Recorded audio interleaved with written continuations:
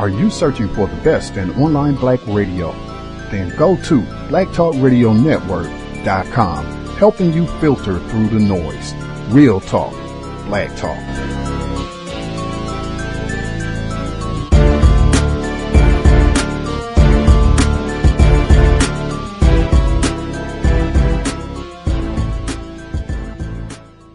The internet is full of half-truths and all-out lies. We've all seen them, and many people on social media complaining about it. Here's your chance to show and prove.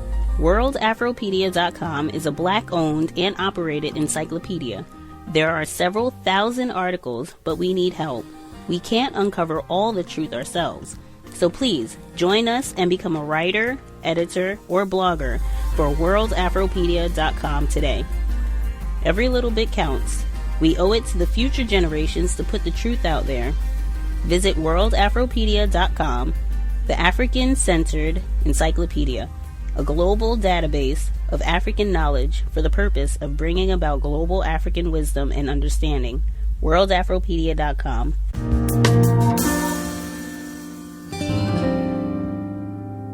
None of these holidays occur in a vacuum. Why don't you tell us a story of how the holiday came to be, where did it originate from, and what was your feeling about how long it took to be so designated? Well, it was an effort that took about 15 years, but it was thought about, I think, on Martin's first birthday after his assassination, which would have been January 1969.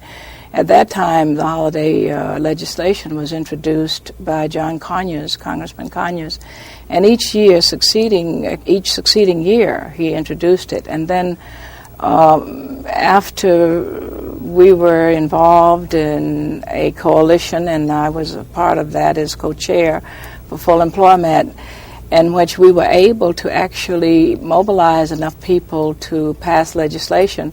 In 1978, they brought about a bill called the Humphrey Hawkins Full Employment Balanced Growth Act. In 1979, I said to John Conyers, it's time now for the holiday bill to be brought to the floor. And of course, he did bring it to the floor and thought he had enough votes to pass it. This is in 78? 79. Mm-hmm. And it did not pass, unfortunately. It lost by 5 votes. It had the votes, but they were not there that day. You know how Congress people are out very often. 10 ladies had gone overseas, I think to Cambodia. And I'm sure you had the 5 votes in that group, and then many others were absent. At that point, it didn't seem feasible to bring it up again that year. Well, we had an election in 1980, and things changed. We also mobilized for another effort, a large coalition, which was the March on Washington in 83. And in that process, we realized that we needed a victory, and the obvious one to come out of the 20th anniversary mobilization with was the holiday. So we focused on that as our legislative priority, although we had identified 12 other legislative priorities in the areas of jobs, peace, and freedom.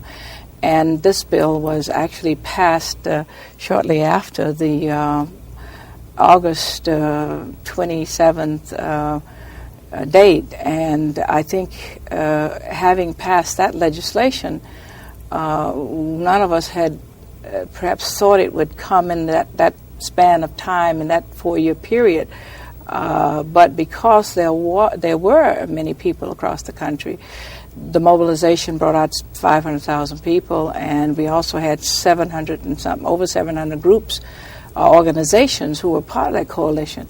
So the networking does prove effective, and we knew that we could network and get this legislation passed. And that's really what happened, what caused it to pass. When the people in this country feel strong enough about legislation or an issue, they tend to express their feelings through the process of legislation, if there is legislation in place. And once the bill was passed, there was a mechanism set up to establish the first celebration, and that is the Martin Luther King Jr. Federal Holiday Commission, of which you were chairperson. Right. What is that, and what did it do? Well, it was important to have a commission and after the holiday, because we felt that people would be celebrating it in various ways, and we wanted to make sure that it was celebrated in an appropriate manner that was befitting the man and his meaning, his philosophy of nonviolence, and so on. So the commission was set up at our request as a result of visiting a bipartisan committee of the Congress. And the commission, although limits itself to government people, but it is to encourage other individuals to celebrate as well. We have a 31-member commission, and at the federal level, we have been planning the activities in terms of what I say, recommending activities that we think should be held at this time and leading up to the time of the birthday. We organized ourselves into 18 committees: education, labor, civil and human rights, youth. We felt that religious committee. We felt that every sector of society should get involved and have some official or commemorative celebrations, and there should be official celebrations by every unit of government. That's really what the legislation calls for. Context of White Supremacy. Gus T Renegade in for another broadcast, hopefully to share constructive information on the system of white supremacy. Today's date, Friday, May 26th, 2017. So I have been told. This is our 9th study session on the autobiography of the late Mrs. Coretta Scott King, My Life, My Love, My Legacy, as told to Reverend Dr. Barbara Reynolds. We're right like the final, if you got a hard copy book, we're probably on like the last 10 pages or so of chapter 20, where she's finishing up some of the details on finally getting the King holiday established as a federal holiday. The interview that you heard, that was Mrs. King. She was speaking with C-SPAN. That was right at the end of the 1980s. I think at that time the King holiday had only been in existence as a federal holiday for about 2 or 3 years at that point. But without further ado, we will get started. This should be our second to last session, so we should only have one more after this week, and then we will wrap things up so people can be thinking of next book they would like to read after we get done with this project. With that, our study session, first audio segment, Context of White Supremacy, Coretta Scott King, My Life, My Love, My Legacy. Audio segment number 1. The King holiday had been established, and the King Center had evolved from a few filing cabinets in my bedroom to a staff of more than 60, welcoming about 2.5 million visitors every year.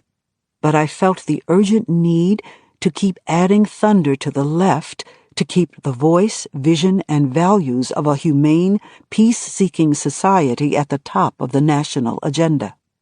The movement had to hold on to the social, economic, and political gains we had won while continuing to break through closed doors and glass ceilings. As Martin had used sermons and books to challenge our political leaders and institutions, I used speeches, forums at the King Center, and hundreds of syndicated columns and television commentaries on CNN to continue presenting an alternative vision of what an equitable and just society should look like. I saw the media as a valuable tool, one that allowed the voiceless to have a role in participatory democracy. Without the media coverage of the marches and bloodshed of the movement, we would not have touched the hearts of good people across the nation. The Reagan administration, however, thought otherwise.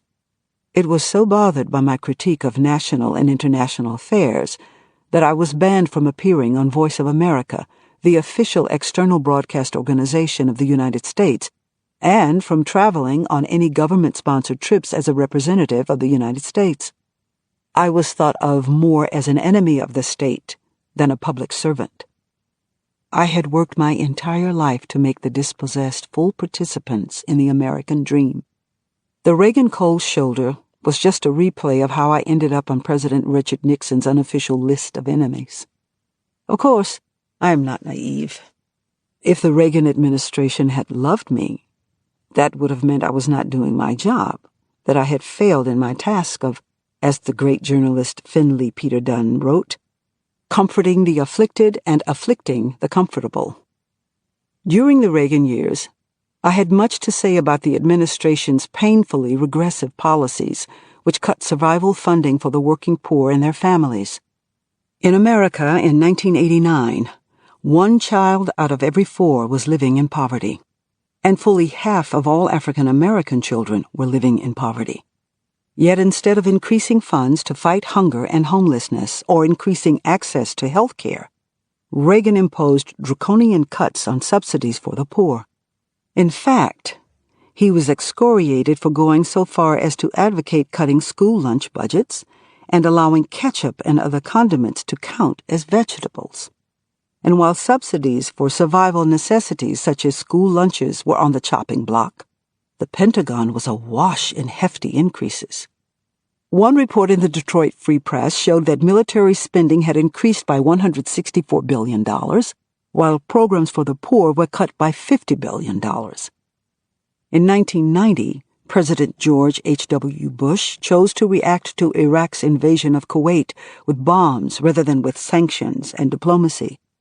That decision, called Operation Desert Storm, set the stage for a full-blown oil war disaster in Iraq a decade later, during the presidency of Bush's son, George W. Bush, under the false premise that Iraq held weapons of mass destruction. The younger Bush led the United States into a war that resulted in thousands of lives lost unnecessarily and billions drained from our domestic economy. During the Reagan-Bush years, I used my voice to push for a new war on poverty instead of a continued war on the poor.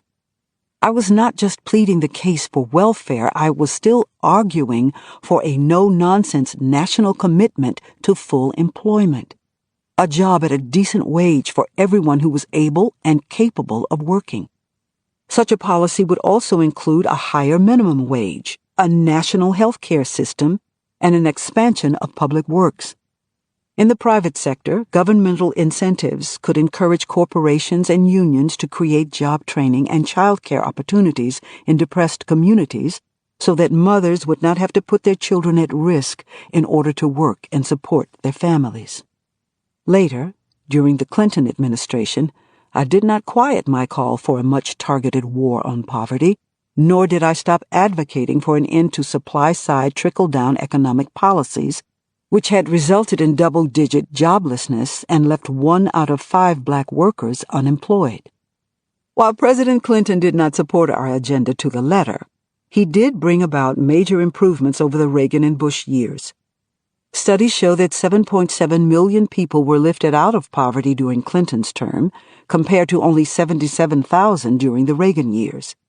President Clinton's economic legacy included a balanced budget and the creation of 22.7 million jobs, which dramatically decreased joblessness among people of color.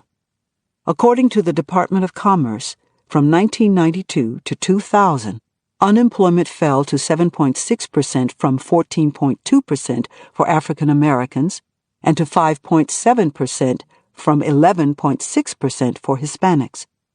I appreciated the job growth under Clinton's administration, although I was very disappointed about the 3 strikes you're out 1994 crime bill, which Clinton signed into law and which sent so many African American men to spend most of their lives in jail. I battled the government on many other fronts. Just as Martin and I had pushed to end the Vietnam War, so I tried to bring the same passion to my outcry against the rush to war in the Gulf and challenge the warmongering maneuvers of President George H.W. Bush, which unfortunately escalated into disaster under his son. As early as August 1990, I was pleading with the administration of George H.W. Bush to choose diplomatic options to resolve conflicts in the Gulf. A war would benefit only the oil companies and arms dealers, I warned, leaving in its wake many thousands of widows and heartbroken children, financial disaster for U.S. taxpayers, and increasing terrorist retaliation against the United States. Unfortunately, Just as Martin was demonized for speaking out against the Vietnam War, I was harshly criticized, sometimes by other civil rights leaders, for advocating caution, compromise, and diplomacy instead of rushing full steam ahead into war. In my heart, I have always been patriotic. I love my country, the land for which so many of my fellow citizens sacrificed our blood on battlefields both here and abroad. I do not mean to say that the United States should not have a strong defense. I advocate driving down a different road to get there. True homeland security ought to be more about providing health care for every citizen, more about protecting civil liberties, more about protection of pension assets for retired people, more about gun control and about protecting Americans against domestic hate crimes, more about feeding the hungry, housing the homeless, and making sure there is quality education for every child and a job at a decent wage for everyone who wants and needs one. This is how we make our country safe and secure for all citizens. I will never stop sounding off about justice for all, regardless of the steps backward our country might be making. I will fight on and await the zeitgeist. There is something about the zeitgeist, the spirit of the time. Martin used to preach about this. The zeitgeist pushes people from the dullness of yesterday into the bright sunlight of tomorrow. It is a time when all the alarms on the human clock ring. Someday, once again, those alarm bells will ring. 21. Our children. For all that I shared with Martin and all the uplifting work I have done and continue to do, in my life my greatest joy has been my children, Yolanda, Martin, Dexter, and Bernice. I've always felt that nothing I did would mean anything if my children did not know I loved them, and if they were not strengthened by what they saw in me every day. I strove always to be a role model with consistent character and values. In front of them and in private, I sought to live an ethical life. Integration for me was not merely a civil rights issue, it is a soul issue, and this means integrating your personal beliefs into your public life. There should be no difference between public morality and private morality. What I preached publicly, I tried to live out privately in front of my children. Over the decades, my children have achieved so much, but they've also endured their own private struggles, many of which came with the weight of bearing the King name. As a young mother, I remembered the words Rose Kennedy once shared with me about training the oldest child to help with the youngest, and so passed this style on to my firstborn, Yolanda, whom we called Yoki. Yoki was 12 years old when her father died. While he was alive, she'd already been forced to deal with the King name, which can bring a blessing or a burden, depending on where you are in Atlanta or the world. As early as the mid-1970s, Martin was the most famous man Atlantans had ever known, and it was difficult for our children not to understand the specialness of our name when it was being emblazoned on street signs, schools, T-shirts, and later, the King Center. Yoki was the only one of our children educated in elementary to high school entirely in the public system, as Martin and I had wanted. In the years following Martin's death, I took the other children out of public schools for security reasons. As a child in elementary school, Yoki demonstrated an innate ability to handle her own problems. One day she came home and told me that she was tired of people asking her, "Is your daddy Martin Luther King?" So when the teacher stepped out of the classroom, she turned to the other students and said, "Look, all I want is to be treated like a normal child." I was pleased with her response. To live a normal life as their best selves was all Martin and I ever wanted for our children. Yoki always had strong opinions about what she wanted to do with her life. As a younger child, she, along with our older son Martin and the Abernathy's 3 children, Wandalyn, Donzale, and Ralph III, were the first to integrate Atlanta's Spring Street Elementary School, and Yoki insisted upon attending Grady High School, the integrated public school her friends went to. In 1972, she graduated with honors from Grady as the best all-round student, and went on to the all-women Smith College, where she studied drama and graduated with honors in 1976, with a BA in theater and African American studies. Yolanda started showing her theatrical talent when she was only 7. At 9, she wrote her first play, Riches and Royalty. I was amazed that she even knew how to properly format it. Not only did she write it, but she cast her siblings in it and produced it with costumes, all in a day and a half. The plot concerned children of the world bringing gifts to a queen, and she dressed Martin as Chinese, Dexter as African, and Bunny as East Indian. When it was over, my sister Edith, who was the drama teacher at Cheyney University of Pennsylvania, quipped, "Next time give yourself 2 weeks instead of a day and a half." But in a child's world, a day is like an eternity. The fun of Yoki's theatrical pursuits continued when she was 11. Her backyard production of Sleeping Beauty came to an early end when the script required 6-and-a-half-year-old Dexter to awaken the princess, his sister Bunny, with a kiss on the lips. Understanding her precocious talent, I steered Yoki to a children's drama workshop in Atlanta that had been launched by Walter Roberts and Betty Lou Bredemus, the parents of the famous actress Julia Roberts and the actor Eric Roberts. Ironically, while Yolanda was receiving spectacular coaching and I enthusiastically supported the theater, the association drew our family into quite a controversy. Walter cast Yolanda, who was only 16, as a prostitute in the play The Owl and the Pussycat, in which she kissed a white boy. This caused an uproar in Atlanta. Yolanda defended the role, telling me, "Mommy, I want to do this because there's nothing in the character with which I can identify. If I can do it well, then I can prove to myself that I can be a better actress." Word got out about the forthcoming production, and soon the church people began calling Daddy King, telling him that if Martin were alive, he would never have allowed such a thing, etc.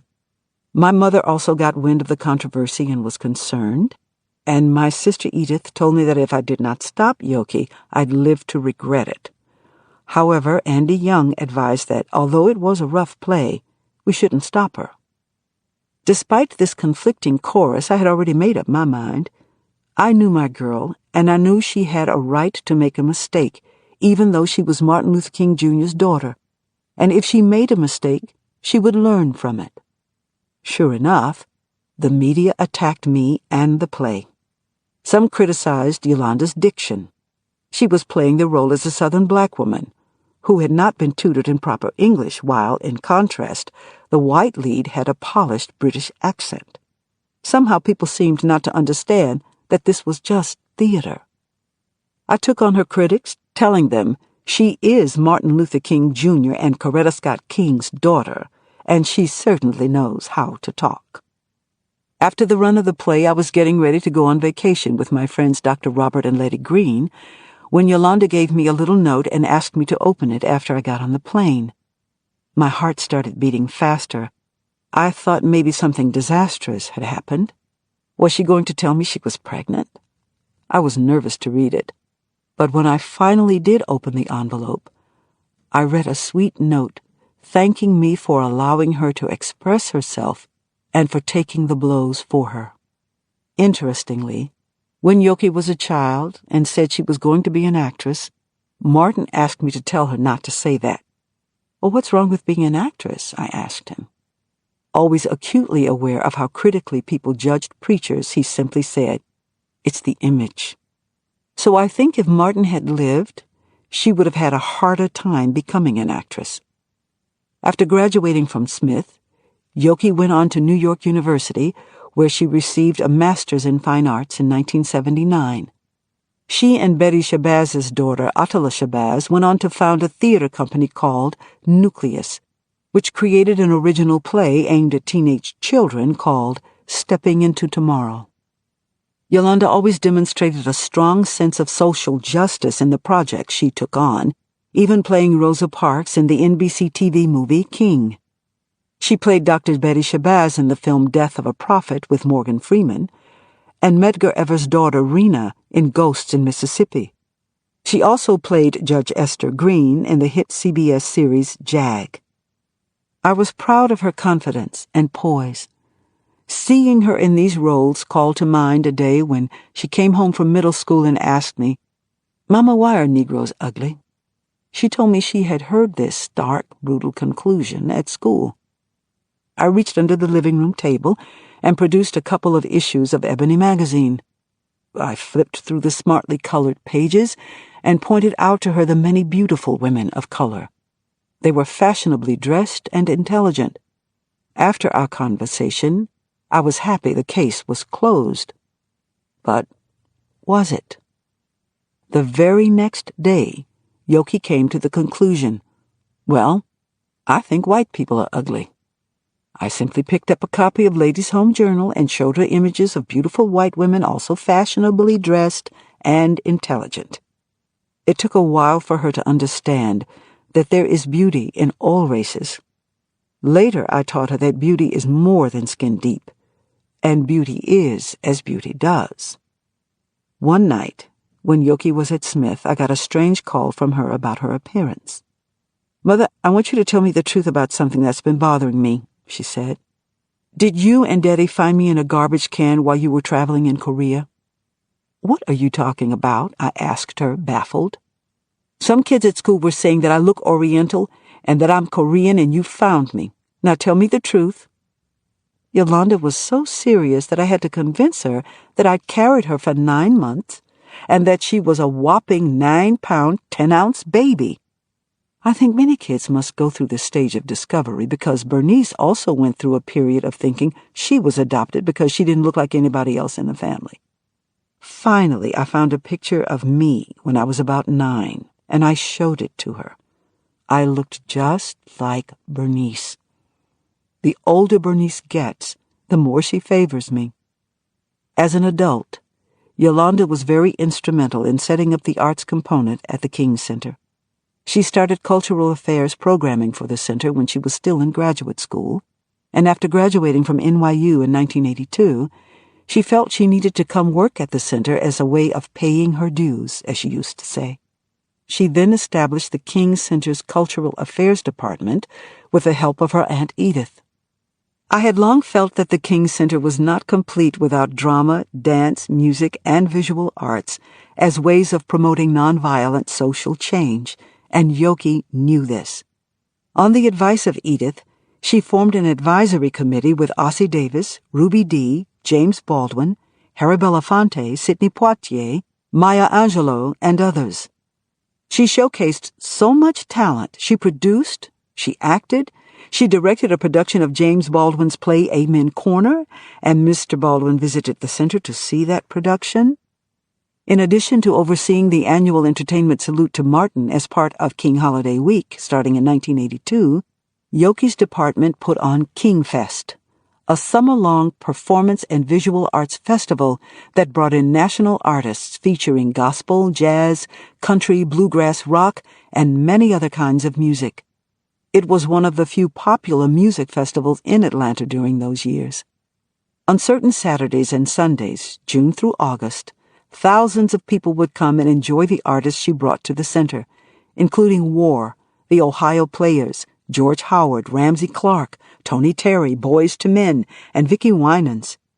For each King Fest, the Dream Team, which consisted of friends and associates of Yolanda's in the acting industry, would put on performances, humorous vignettes that dramatized issues of local, national, and international concern. These performances were created using Martin's philosophy and methodology of nonviolence. She also showcased a lot of local talent.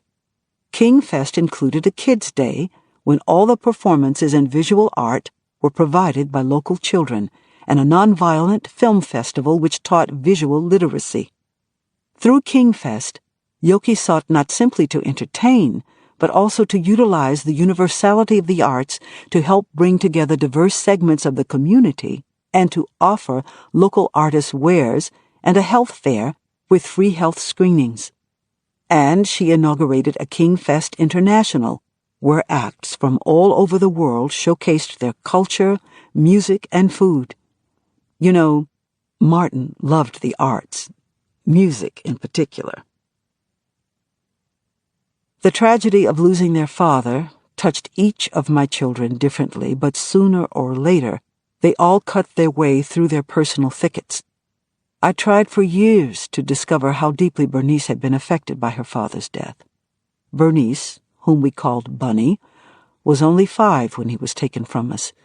At that age, she could not put most of the horrible pieces together, but she did finally come to understand that her daddy was not coming home. Shortly after the funeral, I had to go to the bank to transact some business. It was the first time I left home without Bunny. As I walked past the door, she called out to me, "Mommy, don't go! Don't go! You may get shot!" Her cries jarred me. I said, "Look, I promise, nothing is going to happen to Mommy." I hoped to God my words would hold true, at least until my children were adults. Had I been thinking, I would have taken her with me. Once, months later, I asked her if she was still worried about me when I traveled, and she said, "No, because I see you always coming back." I thought, well, maybe she is telling the truth to the best of her ability. But I always worried about what was going on deep down inside, because Bunny was always the quietest of my children. After school, the other 3 would share what they had learned that day. But when it was Bunny's turn, she would usually say that she had nothing to share. It was a long time before she attempted to emerge from her personal exile. Bunny was very attached to her daddy in the last year of his life. Before that, she hadn't warmed up to him because he was in and out of the house so much. Yet, near the end, Martin invested a lot of quality time in her because he was determined that she would remember him. When he came home, he would stand in the front hall and let her run and jump into his arms. He played little personal games with her. He had a kissing game that he played with the whole family, where he identified on his face what he called sugar spots. My sugar was right in the center of Martin's mouth. Yoki's sugar was on the side of his mouth. Marty's and Dexter's was on each one of his cheeks, and in his last year, he played this game a lot with Bunny, and he would say, "Now, where is Bunny's sugar?" And she would smack him on the spot he had pointed to, which was his forehead. He'd go around and call out each of our names, and she'd identify all the sugar spots. He would do that several times so she would remember them. And then he would take her and put her on top of the refrigerator and let her jump into his arms, and they would laugh. He would do that with all the children, but I think that Bunny's getting to know him at that developmental stage and then having him snatched away was terribly devastating to her. Sometimes in her frustration, she would refer to her father as that man. Pointing to the sky, she'd say, "That man up there, I don't know him." She really wanted a daddy figure. Once, when she was 6 or so, a white male photographer was shadowing us for a news article. "Mama," she asked, "is he going to my ballet recital tonight?" After I told her that he was, she asked, what would be wrong with him being our daddy so he could live with us in our house? In reality, it was very difficult for Bunny to trust people. Standoffish, distant, shy, angry, that's how strangers described her. But I understood why she was so reserved. For years, everyone she loved and was close to died. First, she lost her father. The next year, in 1969, her beloved uncle, A.D., was found dead in his swimming pool under suspicious circumstances. This was in 1969, shortly after the 4th of July. Edith, Pat Lattimore, Narissa Neal, A.D., and Naomi, and the 2 of their children, Darlene and Vernon, and my children and I, had just gone on a 2-week vacation in Jamaica. A.D. taught Bunny how to swim on that vacation, but he had to leave after 1 week while the rest of us stayed on. As we were packing to return to Atlanta, I received a call informing me that A.D. had died. Bunny overheard me talking and blurted out, "I'm not going to any more funerals." And then her grandmother was murdered in church in 1974. Occasionally, Mama King would take care of Bunny when I was traveling. Then suddenly, Mama King was gone, too. Bunny's 2 cousins around her age, Darlene and Alfred, also died suddenly, both while jogging, at the young ages of 20 and 34, respectively. Then Daddy King died. So even as she grew into adulthood, Bernice resisted getting close to anyone, sometimes consciously, sometimes subconsciously, because she was afraid that she was going to lose them. She was protecting herself from pain, fearful of developing relationships because they might lead to her being left again. When it came time for college, Bernice, like many teenagers, vacillated between wanting to be independent, maybe even from me, and wanting to be with family. She sampled several different colleges before finding the one that she thought fit. Initially, she accepted a scholarship to the predominantly white Grinnell College, which is about an hour outside Des Moines, Iowa. That opportunity came about through Andy Young, who'd given a speech there and learned from the African-American students of their desire to have more black students on campus. I advised Bernice to visit the school before applying, but she jumped at the chance to attend, primarily because her beloved Uncle Andy had suggested it, and because it offered a change in scenery from Atlanta. It wasn't long before she admitted that she wished she had taken my advice to visit the college instead of plunging headlong into the new experience. She'd wanted something different, but Grinnell was too much change coming too fast for an 18-year-old. Atlanta was a warm climate. Grinnell was often an iceberg. Atlanta offered a lively urban setting. Grinnell was a town of about 17,000, with blacks numbering about 65, all of whom were either faculty or students at the college. At Grinnell, there was not a single black church. The weather, the size of the town, the lack of groups vying for social justice all amounted to culture shock for her. Once there, Bernice quickly confided, "Mommy, even the black people aren't black." By that, I think she meant that the blacks she met there did not share the same kind of passion for black culture and the civil rights struggle that she was accustomed to. And I suspect the more staid and somber worship services in Grinnell had her longing for the upbeat gospel songs at Ebenezer Baptist Church. Feelings of loneliness and isolation from her family drove 18-year-old Bernice to tears. For the first few weeks she cried off and on. She wanted to return home immediately, but upon my advice she completed one semester at Grinnell and came home to attend Spelman College in January 1982. Spelman is one of the top colleges in America for African American women. After Martin's death, it had offered scholarships to both daughters. Of course, Yolanda didn't use hers, but Bernice's was still available. So this worked out well. Before understanding that often the grass only looks greener on the other side, Bernice tried one more out-of-town experience. It lasted only a matter of days. In August 1982, she enrolled at American University and was assigned to a co-ed dorm where she had to share a bathroom with a male and a dorm room with a white female. That kind of closeness in her private space, plus the rigors of the academic load, were too overwhelming at the time. Once again, the more Bernice experienced different, the more she seemed to really want familiar. She quickly returned to Atlanta to continue her education that fall at Spelman, from which she graduated with a degree in psychology, with a concentration in pre-law in 1985. Bernice was still trying to carve out a path for herself as the daughter of one of the greatest heroes of the century, while finding a way to maintain her identity as a private person. I also knew she was still grief-stricken over the loss of her father at such a young age, and was struggling not to be angry at whites in general for her father's suffering and eventual assassination. Once home in Atlanta, she became engrossed in advancing her education. After graduating from Spelman, she enrolled in a dual divinity law program at Emory University. Both ministering and lawyering require strong communication skills, and Bernice certainly has those.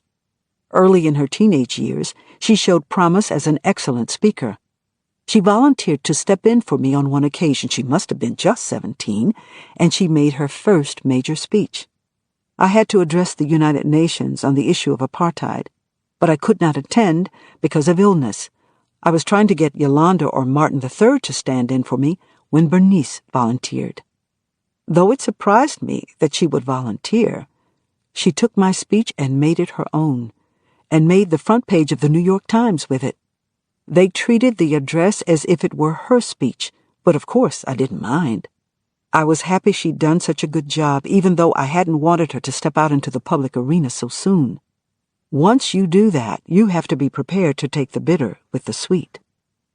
Although Bernice was headed down the right career path, she still suffered, I think, from the lingering pain of unresolved inner conflict.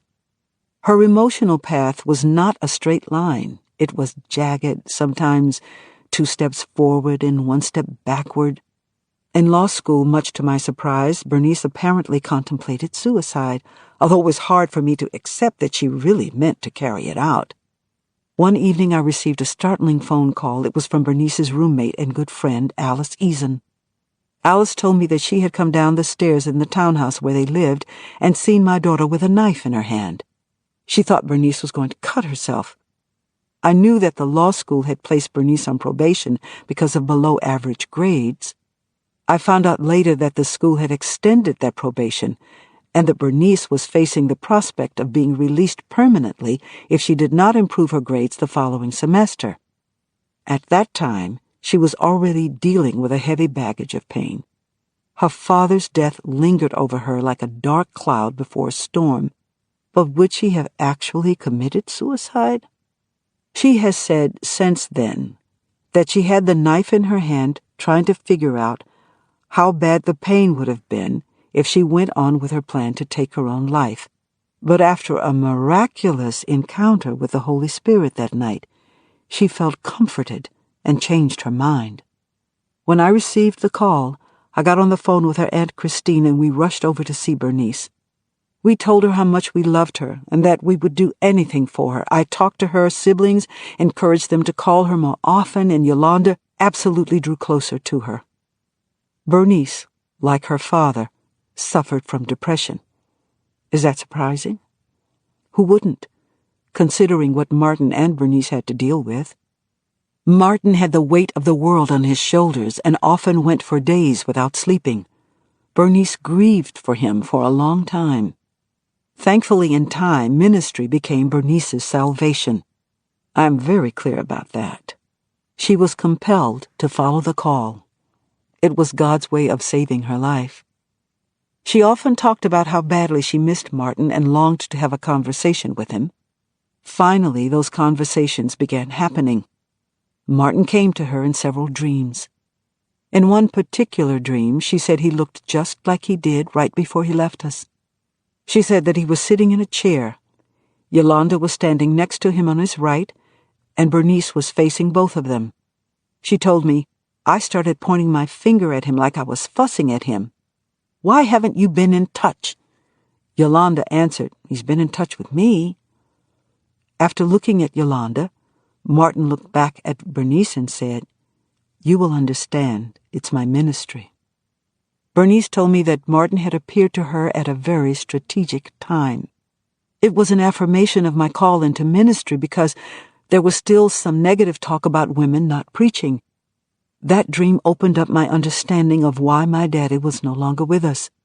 His suffering was part of his ministry, and he was telling me, as I continued on in the ministry, that I will understand the sacrifice and the price that one will have to make for others.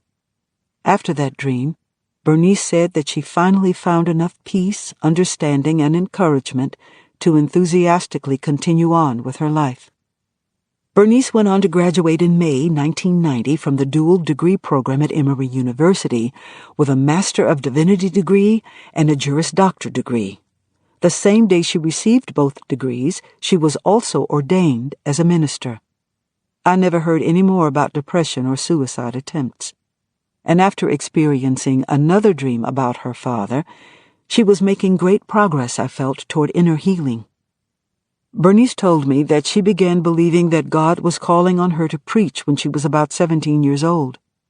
I had often wondered if a child of mine would get the call, although I did not like to bring it up for fear that it would seem like I was pushing them. Daddy King had expected the call to come for Martin III. My heart swelled with pride when Bernice told me that an inner voice had encouraged her to follow in her father's preaching footsteps. But I understood the difficulties. Because Bernice is the daughter of Martin Luther King Jr., her road in ministry would be easier, but not exactly simple. I must be clear, this is the South. Sexism in many Black Baptist churches is as normal as passing the collection plate on a Sunday morning. Somehow, recalcitrant pastors and preachers remain. These men ignore scripture references to Jesus' resurrection on Easter Sunday, when he came first to Mary Magdalene and empowered her to preach one of the greatest sermons ever given. He is risen. Moreover, Jesus, who is called the Word in the Gospel of John, came into this world through the seed of a woman, not through the sperm of a man. If a woman can give birth to the Word, certainly she can preach his word, too. Yet many Black Baptist pastors, as well as white pastors in the Southern Baptist denomination, will simply refuse to ordain a woman. At some Baptist churches, if a woman is invited to preach, she is referred to as a speaker and is not allowed to preach from the pulpit. She must preach from the floor. My daughter preached her trial sermon from the pulpit, not from the floor, on March 27, 1988, at Ebenezer. Of course, I, along with Yolanda, Martin III, and Dexter, and other immediate family, from both Martin's and my side of the family, were there in the congregation for her first sermon. Although Bernice didn't have the benefit of having Daddy King and Mama King's presence that day, she was honored that my parents, whom the kids called Granddaddy and Nina, were there.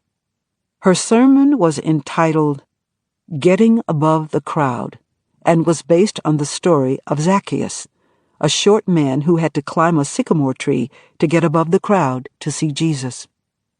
Her trial sermon was so good. It was amazing. She fasted for 7 days before she spoke, and I felt she had certainly heard from heaven.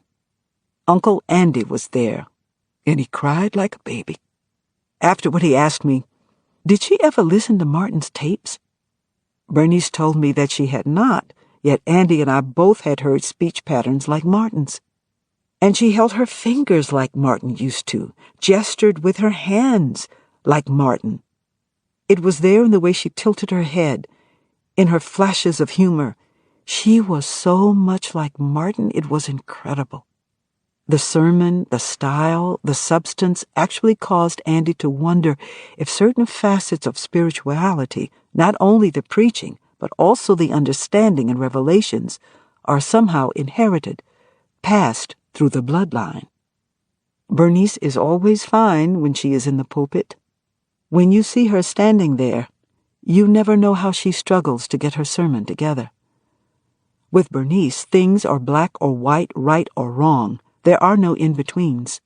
It can be hard to find friends to talk to when you are moralistic.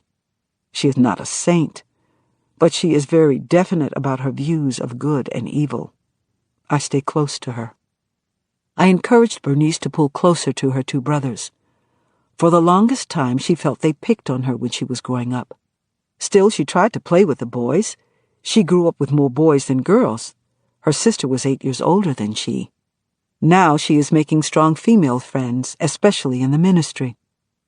I have heard from many sources that Bernice is a mesmerizing, anointed preacher with many ministry gifts. But preaching is one gift, and pastoring is quite another, and she needed pastoring experience. So she went to her pastor, the Reverend Joseph Roberts, and asked if she could assist him at Ebenezer. She hoped to help troubled youth. Bernice is very good at counseling and resolving conflicts, and has a talent for mediation. Sometimes when Dexter and I were at an impasse, she could come in, cut right to the chase, and help us reach a resolution. She thought Reverend Roberts could make use of these gifts and help her gain the necessary experience, but he instructed her to look for apprenticeship elsewhere. This was exactly the same thing he'd done with A.D. and Naomi's son, Reverend Vernon C. King and Reverend Derek King, who preceded Bernice into ministry. He instructed them to look for apprenticeship elsewhere. It was quite an historic break. not to have an ordained member of the immediate King family in the Ebenezer pulpit. Fortunately, Bernice found another pastor, Byron Broussard, who was ready to use her gifts and help her gain pastoral experience at Greater Rising Star Baptist Church, affectionately known as the Love Center, located in an inner-city community in Atlanta. And later, Reverend Roberts did have her preach at Ebenezer.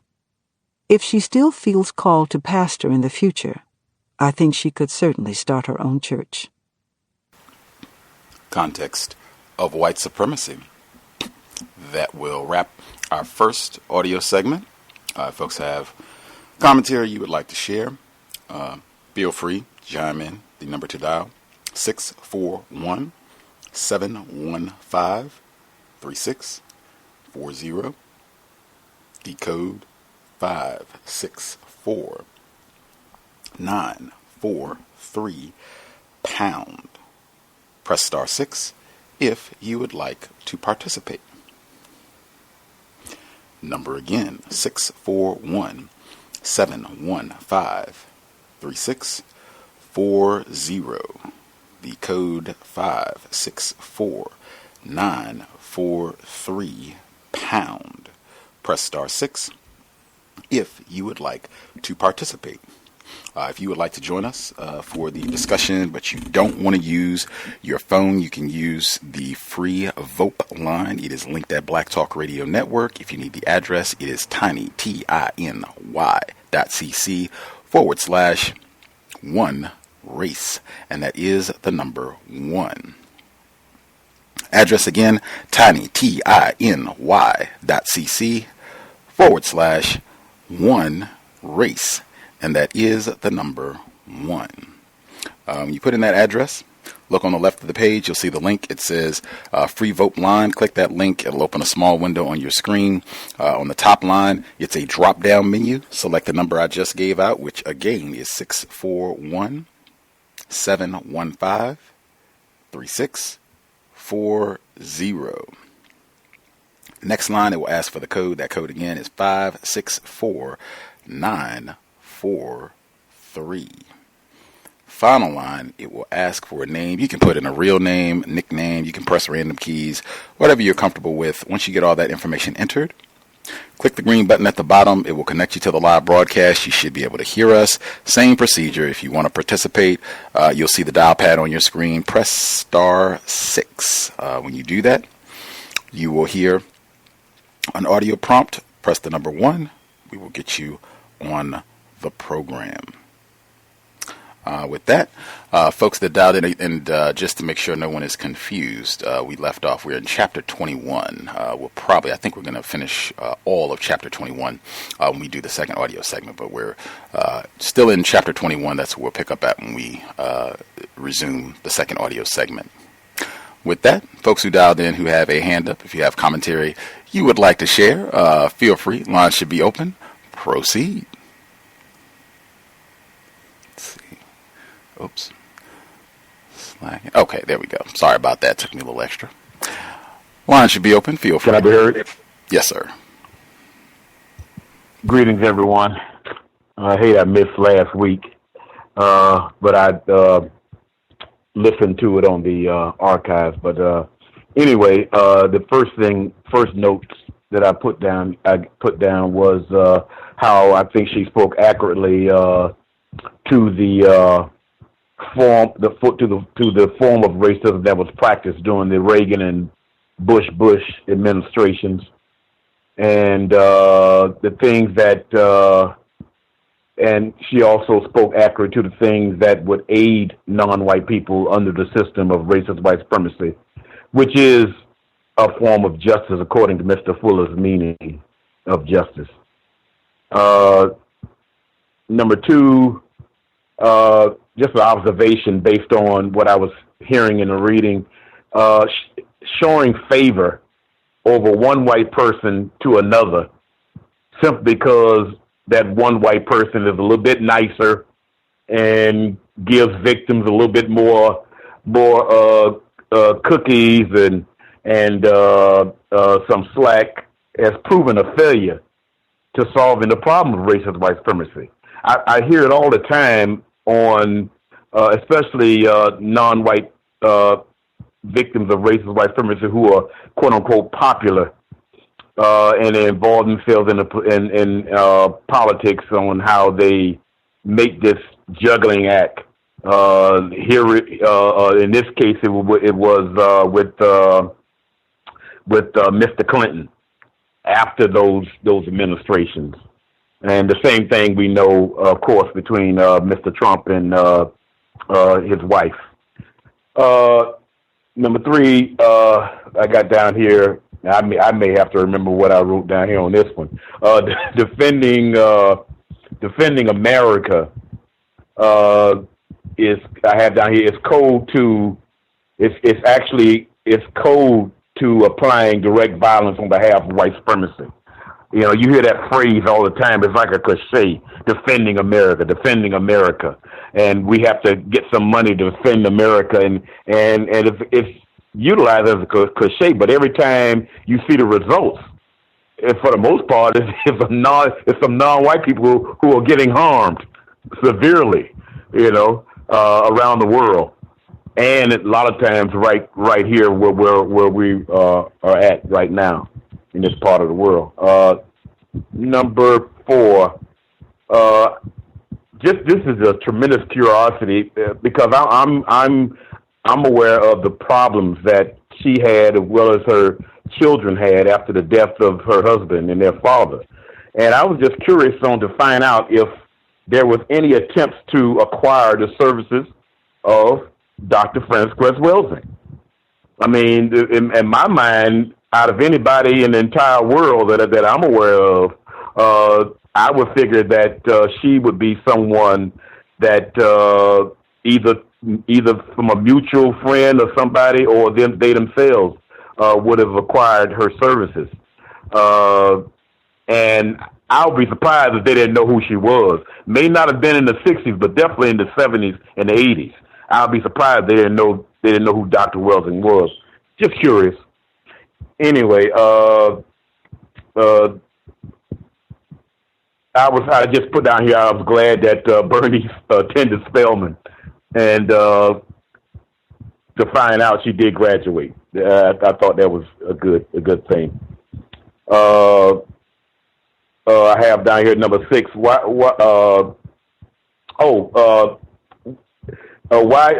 Because Mrs. King mentioned about she was concerned about her child's anger at white people, and I'm saying, what's wrong with that? I'm just talking out loud. If somebody wants to contest it, just let me know. Why shouldn't you be mad at white people? That's not necessarily unhealthy, as far as my mindset is. You know, it depends on what you do with the anger. Last but not least,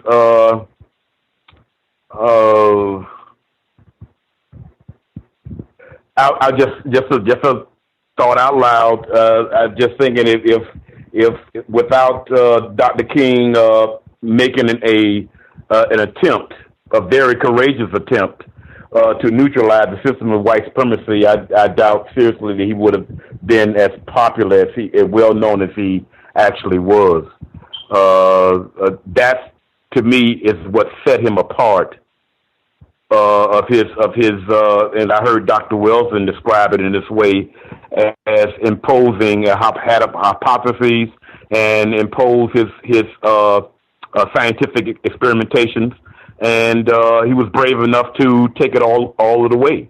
You know, most of us, including the person that's talking right now, is just talking, and he actually put it to practice. And I think that's something that's a very encouraging thing. Very dangerous thing. A lot of people are not willing to follow, but nevertheless, I really respect him for it. And that's all I have for right now. Thank you. Appreciate that, retired firefighter.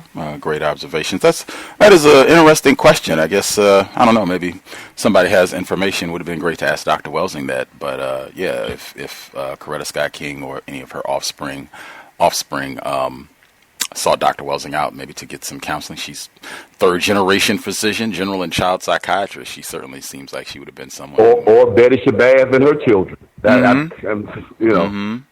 Any number of folks who went through all that trauma to try to get, a little bit of healing from someone who dedicated her life to that, and they got the Antioch College connection. That's a interesting point. If anybody gets any info, I guess just quickly about the point about the Mrs. King expressing concern about one of her children hating white people or thinking that they're going to hate white people. I guess the problem, from her perspective, from what I've read in the book, it would seem to be that's not the view that Dr. King took. Like, that seems like his strategy and the principles that they've been promoting seem like they've been very much about reconciliation, and we're not going to hate anybody, and we're going to overcome them with love, and we're going to get them to not only stop practicing racism, but we're going to get them to love us, and we'll love them, and we'll all be in this together. So it would seem, at least just based on what I've heard from the book, it would seem like hating white people, quote unquote, would be very much in opposition to what Dr. King and Mrs. King have been promoting, just based on what we've read in the book. But I could be off in what I'm reading, my thought process. Other folks that we have not heard from at all, if you have commentary, I guess the audio segment, the first one was a little shorter than we normally do, but the second is because this chapter is disproportionately longer. 21 is very, very long, so most of it is in the second half. That's why it's a little off. Other folks that we haven't heard from, if you have commentary you would like to share, line should be open. Feel free. Yes, ma'am. Good to hear from you, Emmy. Greetings, beautiful people. I'm going to be just very honest. I don't like this book. I have learned some things. I think I'm able to piece together a lot more than 4, only because we read Breakthrough, and so I'm able to put them together. But I'm not very much enjoying this book. I don't know what I was expecting, so maybe that's really my fault for having expectations in the first place. But I wasn't too fond too much at the beginning, and not really more towards the end. So I'm kind of looking forward to wrapping this book up. I not so much just particularly focused on this section of the reading, but one thing that I kind of taken away from listening, one thing that this particular portion of the reading really, really highlighted for me, and I'll say this, VGQ for me, VGQ for anybody else who listens to this now or in the future. But I feel it's very important for me to keep in mind, and that Ms. King and this entire, a lot of the people that she's referring to are really, really diehard Christians, Bible thumping Christians. Like, we're not looking at anything, like everything is within the lens of Christianity and what Christians do and what Christians don't do and what Christians believe and what Christians don't believe and all that kind of stuff, which for me, I'm not someone who has that same lens. I'm not saying that discounts her or anybody else. I'm simply stating that in listening to this particular portion, I was just like, man, Oh, and I will say this, just in case, at one time I was coach at Church of God in Christ, saved and, highly favored and all that good stuff. But it doesn't, for me, wanting to be more logical about things, wanting to be scientific about things, it's not very helpful. So what I see really is just a lot of delusion and confusion. And again, VGQ, trauma is the word that's been placed on this book. So I'm not saying that she's not within her right, or her children are not within their right to have been dealing with everything that they're dealing with in the best way that they can deal with it. I'm not taking anything away from that. I'm simply stating that what I feel like I'm looking at, what I'm looking at is a lot of confusion, not just about the system of white supremacy, but just confusion in general. And then delusion, like this isn't logical, this isn't linear, this doesn't make a lot of sense to me at all. For instance, like when she said that she allowed her child to play the prostitute, I understand as a parent you want to allow your child that freedom. I'm not a parent, so I'll say that too. I can understand that, but I also think if you sat your child down and explained, a little bit more and talked about this, and this may not be the best thing, I don't really see, especially the fact, thank you, that she kissed the white boy. And of course her mom is not going to have an issue because her first love was a white boy. Like, So I just felt that I don't think that was the right choice. I don't think that was the correct choice. It was a choice that was made. She did what she did. Everybody did what they did. It's done and over. But the fact that it was Julia Roberts' parents, if I heard that correctly or whatever, I just feel like that could have been racism, and not being able to see that. Like, look, you got my child, a king daughter. You want her to play a prostitute? This is the first thing she's going to play that everybody going to look at. You want her to play the prostitute? I don't know. Maybe you should play something else first or whatever, and that whole thing, if I could play a prostitute, then I could play anything. Yeah, but there's so many other things, too. You could play the first black female president. That's something that you don't really know nothing about, and that would be the same kind of stretch in terms of your acting ability. So I didn't really appreciate that. And I just felt like it's just too much when I'm listening, in the sense that it's not really making much sense. And I also I wasn't on last week's call, but I did listen to it before listening to this one, and that whole thing just had me a little upset as well. I was just like, I'll say this too, so I can be honest with myself and not be concealing things. I used to feel like everybody else was using the King name in a real bad way. Like, they would just, like, TED Talks, everybody is saying Dr. King. Anybody want to talk about anything, they just use Dr. King's name and just use his name. And I kind of feel like the King family, or maybe Miss King, is doing that too. It's her husband, it's her name, that's her life, like, she invested, so maybe she has that right, and I'm totally off the charts or off the meat rack with this. But I just feel like it's just like constantly like, I'm a king, you're a king, she's a king, we're kings, so we're going to do this king thing. And I don't really see where there's been any real substantial change to justify this kind of thing. And I agree. I didn't even express my own level of not knowing and ignorance. I didn't even really ever consider how the King holiday came to even be a holiday. Like, I just was like, it is.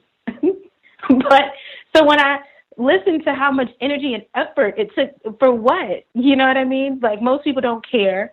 If you go to work, so what? The more white people are getting off. Like, I'm not so sure what the whole point was at. And so I feel like maybe she herself was traumatized and didn't realize, like, maybe it made her take a turn, and she just kind of got wrapped up, and she needed to add meaning and find value and sort this thing out and figure out who she was, and she was who she was in relation to him, and now he's gone. She has to do this. But I don't know. It just felt like, I'm not so sure. And then this is the last thing I'm going to say.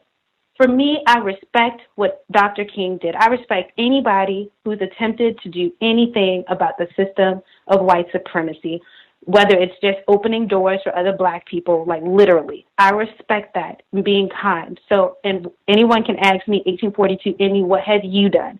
So I'm not saying that I'm not downplaying, disrespecting at all.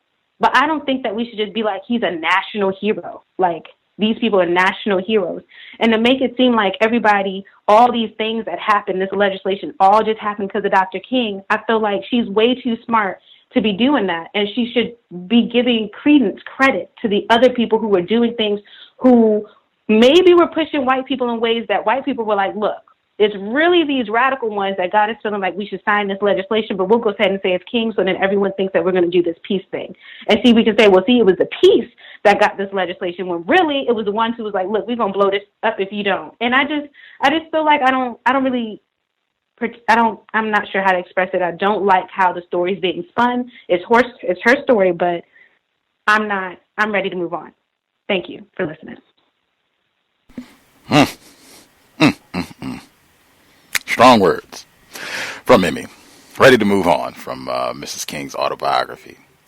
Do we have any other folks who dialed in with a hand up? That was an interesting connection with the Mrs. King's daughter, who's doing this play where she's a prostitute, and connecting that to Mrs. King's Antioch experience that she talked about at the very beginning of the text, where she's dating this white guy, I think he was Jewish, and all the little difficulties that they had in their little brief, quote-unquote, interracial romance, collegiate romance.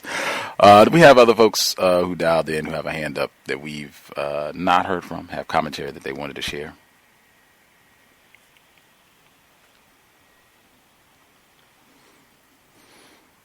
maybe other listeners are disgruntled with Mrs. King's autobiography as well. I'll look for hands while I'm sharing out some of my notes as well. And we did have at least one listener who wrote in commentary on the text. I'll do some of my notes, and then I'll make sure to include some of her observations as well. I definitely feel like the tone of the book changed like drastically.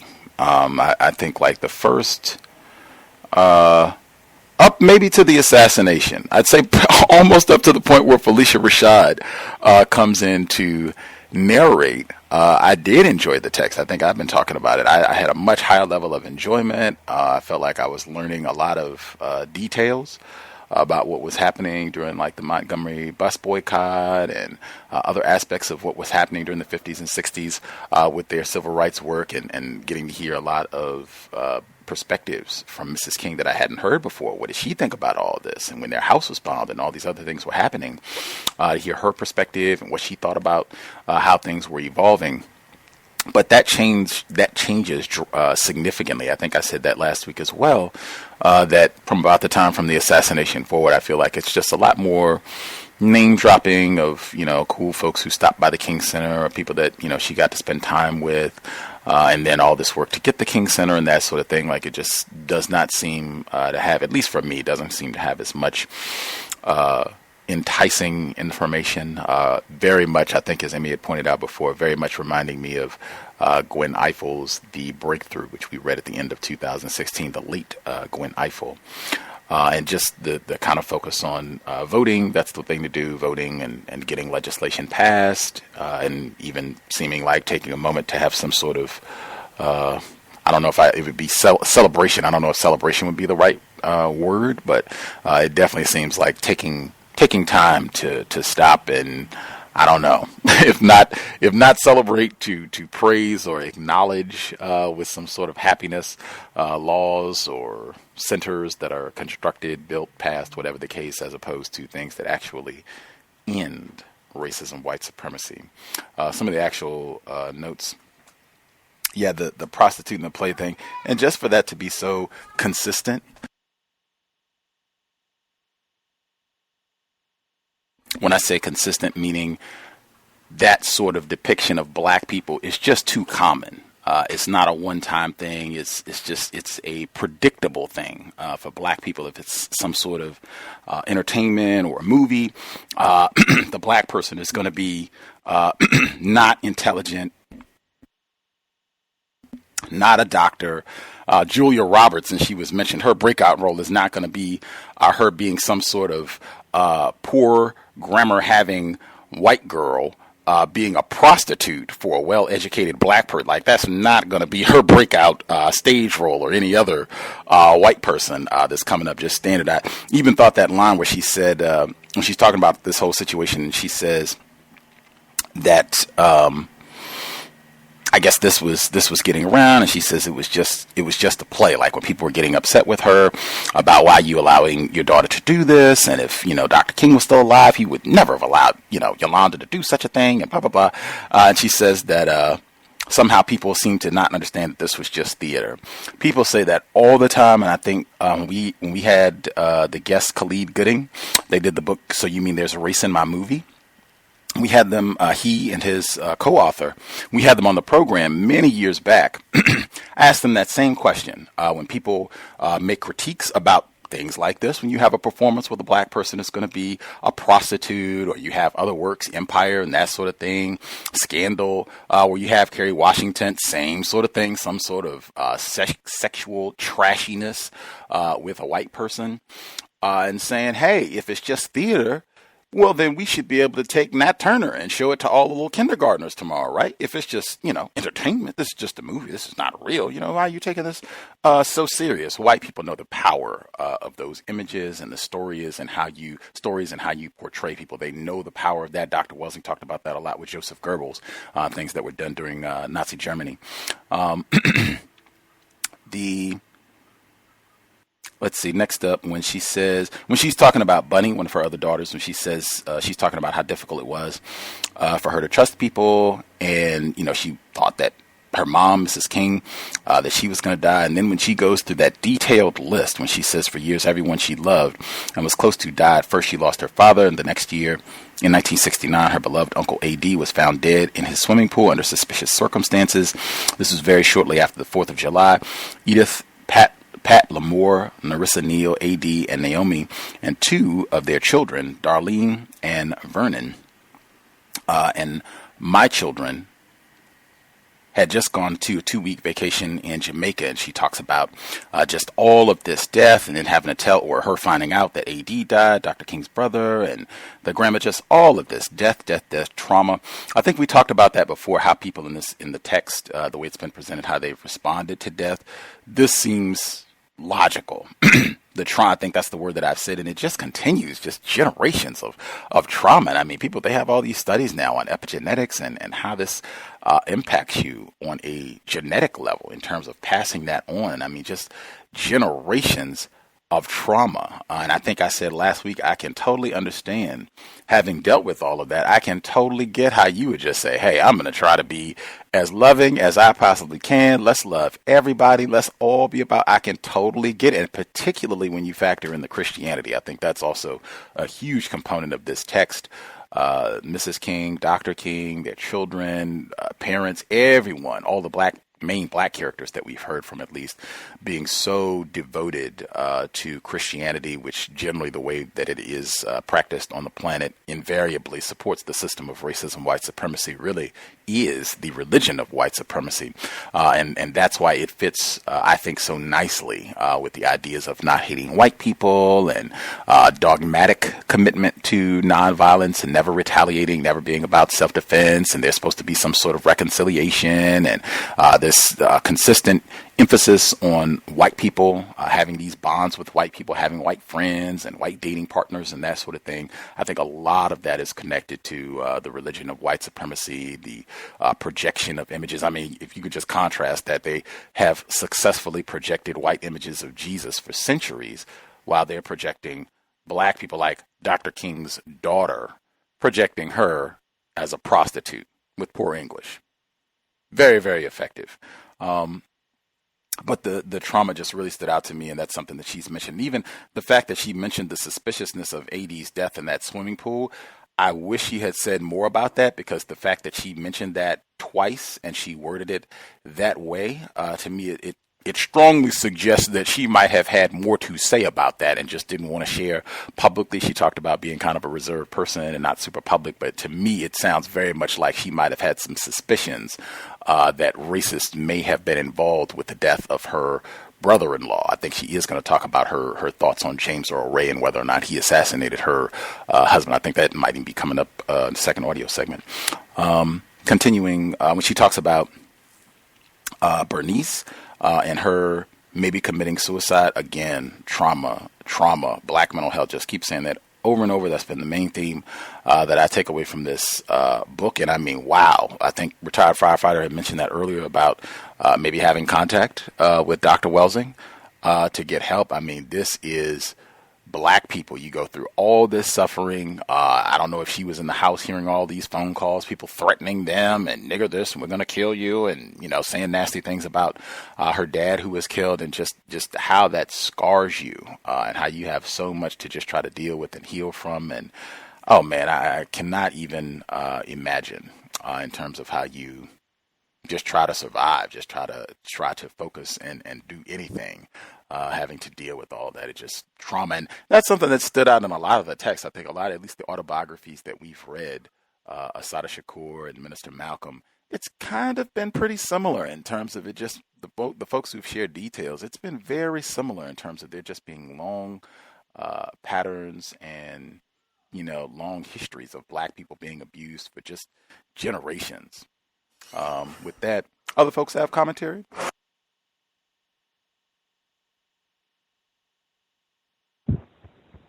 I have a little bit more if nobody else is going to put in. It's like they're still disgruntled. Maybe everyone is not feeling this portion of the book. Proceed, retired firefighter. Yeah, well, I was going to speak a little on that. With me, I didn't have any expectations that what Mrs. King was going to talk about was going to be, anything that would, draw my sincere interest. What was interesting about it in the beginning actually was the history. Basically, she was personally, directly, physically involved with some historical context on racism, on counter racism attempts. And so, with her speaking about those particular events that we know is history, just to follow it and be able to comment on it was an interest of mine. But I wasn't expecting anything out of Mrs. King, and I don't think it's ironic if you look at just about all of the martyrs' wives in this part of the world anyway. Well, it don't have to be this part of the world because she's an exception. I'm talking about Winnie Mandela, although she wasn't Nelson Mandela's only wife, but she was very much different from Myrlie Evers, the wife of Medgar Evers, Betty Shabazz, the wife of Malcolm X. They all were kind of like the same to me in a large sense from what their personal ideas or strategies involving to talk about and or attempt counter racism, which I guess it's kind of it must be something in common from the standpoint of because of all of the trauma that they lived through. I'm not going to go that way. I'm not going to follow in that way. And like I said, the only exception to me was Winnie Mandela. Unless somebody can tell me anything different, it may be a few more, but I wasn't expecting anything as far as that concerned. And with the center, that to me, and I could be wrong about that. That to me is more or less is a shrine for a husband, more so than anything.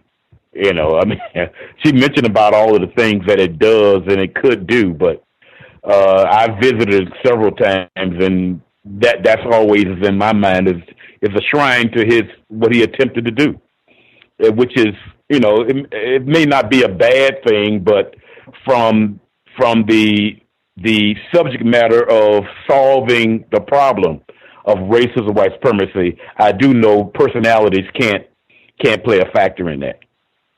They used to have a saying, bury the man, continue the plan. As far as that concerned, that's to be expected because it's going to be in a war, in this war, and I heard you saying it's true. Because I've thought it all. We don't even know we don't even know that we're at war.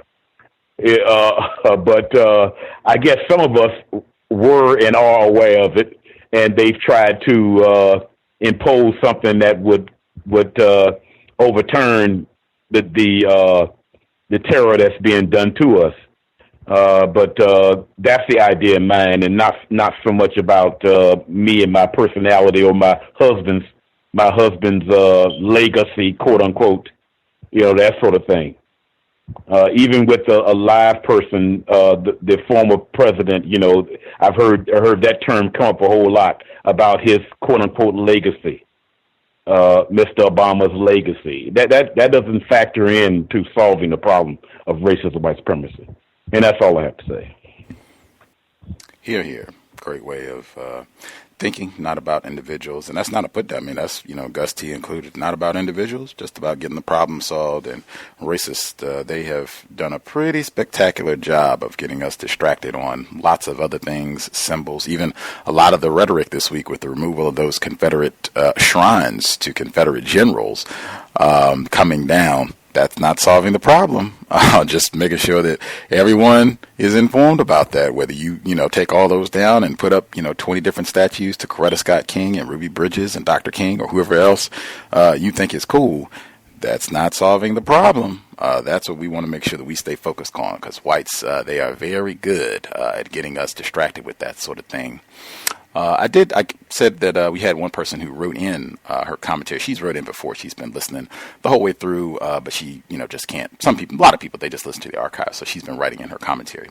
So she said, whether it was in the first half of the book when January Lavoie narrated, I looked up some information on her, and Ring the Cowbell, oh my, may have been why it felt like she was romanticizing this period in Mrs. King's life. This was when a lot of brutal terrorism was happening to her family and later to her husband. In my opinion, it is possible that the narrator's background could have caused her to read and speak in a manner that would help her not to see what one of her parents were, a racist suspect. So it's possible that the actor in her caused her to interpret Mrs. King's words in a romanticized way, excusing white people for their collective racism. Now that is interesting, the narrator's influence on reading the text. Continuing, I remember listening to an archive where myself and Cree were talking about how being in a tragic arrangement can cause one to think in an unhealthy manner, excusing the abuse by white people due to the involvement on such an intimate level. Early on in the book, Mrs. King spoke of having had a 2-year tragic arrangement, which could have and probably did influence the way she saw and spoke about white people, wanting to believe that they are not all the same. I did not find it surprising that the tone of the book when speaking to or about white people would be one of courtesy, since we have been programmed to speak to white people, especially those that she felt were in a position to lend assistance that can be life altering, with a bowing of the head and knees. Remember, she was a Christian, turn the other cheek, and such, unless you were speaking to or about someone who looked like you, because with them you could be as discourteous as you like, for they are not in a position to give you assistance that will make changes in your life or in the life of other non-white people. I think the tone of the second half changed in the sense that the narrator changed to Felicia Rashad. This is where we begun to see an emergence of who Mrs. King was. Although the abuse and trauma continued in her life, Mrs. King moved from her husband's stand on fighting injustices of non-white black people. Yes, he was inclusive when it came to his nonviolent stand, but, and I could be incorrect in this, his fight for justice was specifically for non-white black people. Mrs. King, however, began to incorporate everybody. In my opinion, she tried to be a white people pleaser and a Bill Cosby-like pull up your pants, you no good Negroes, in the way she spoke to and about non-white people. This could be the way Mrs. Rashad, an actor, is interpreting Mrs. King's words. I do understand her annoyance with Jesse Jackson. He was doing things in her eyes to discredit her attempted husband, for I may have felt some kind of way if my attempted husband made a counter-racist stand and was assassinated for it, and I believed someone from his inner circle was trying to discredit him. Although that would show my lack of understanding on where my distrust should be placed, and that is with white people. No criticism of Mrs. King, for she has certainly done more than I ever have in the cause of countering racism. One of our female listeners to dial in, and absolutely I have no critique of Mrs. King, either, just sharing views on the book and which portion of the book I appreciated more, which portion of the book I was not so fond of. Any other commentary folks want to get in? Anything else? The person dialed in, last 4 digits, 5647. 5647. Did you have commentary?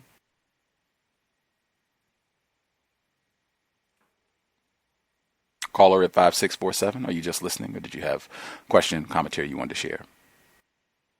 Greetings. Can I be heard? Yes, sir. Greetings. This is Rob in Milwaukee. I have been unable to dial in, but I have been listening along. So I would like to. Sorry, Rob, your volume is low. Can you speak up? Give us more, Rob. Very good to hear from you again, sir. Just make sure you speak up so we can hear you clear. Okay, can I be heard? We can hear you. Is it possible to get a little bit more volume, or no? Or actually, I'm just looking at the volume monitor. Yours looks a little bit lower than everybody else's.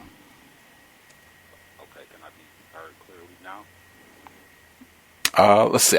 Let's go ahead with that. We'll see if that works. Okay. How does that sound? That is an improvement. Okay. I would like to comment briefly on the part about Dr. King attempting to be a black father. And the commentary that stood out was when he would come home and greet his daughter, just open his arms and let her jump on. That is a very intimate portion of the book, I thought, and the spot about when she talked about the sugar spots on his face, I guess where he would close his eyes and let the family members kiss particular parts of his face, and then would guess who kissed him in that spot. I thought that was really loving. And I would like to just highlight 1842's commentary. And while I have been unable to participate in the commentary, listening has been very constructive. And what I would like to comment on is the growth that I see from the C.O.W.S listeners. I think the people that tune in to the C.O.W.S have a very critical mind, and I think we are in the school of a scientific approach to countering racism. And 1842's commentary really just put me in the mind of being a critical thinker. And I think that when you are a critical thinker, it can borderline coming off as anti-black.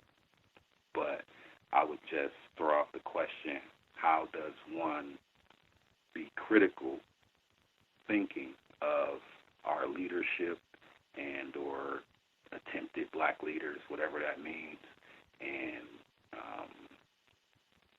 thinking critically? I think it's a fine line. And thank you for taking my call.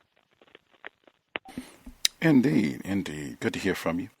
Rob in Wisconsin, using our brain computer to try to make sense of things, using logic to come to some intelligent, sensible conclusions on what has happened, what is happening, and things that we should be doing. Absolutely. That's what I would encourage everyone to do. And that right there kind of does not just, thinking in that sort of logical way does not, or at least it minimizes there being so much emphasis placed on the personality or how much I like this person, or, this person is really good at going out and talking to a large group of people. Like you're really just evaluating logic. What is true, what are the problems, and what needs to be done to get those problems corrected immediately. That's very, very important. And racists, again, they've done a phenomenal job discouraging us from using logic to address racism, white supremacy. Any other comments folks want to get in before we get to audio segment number 2?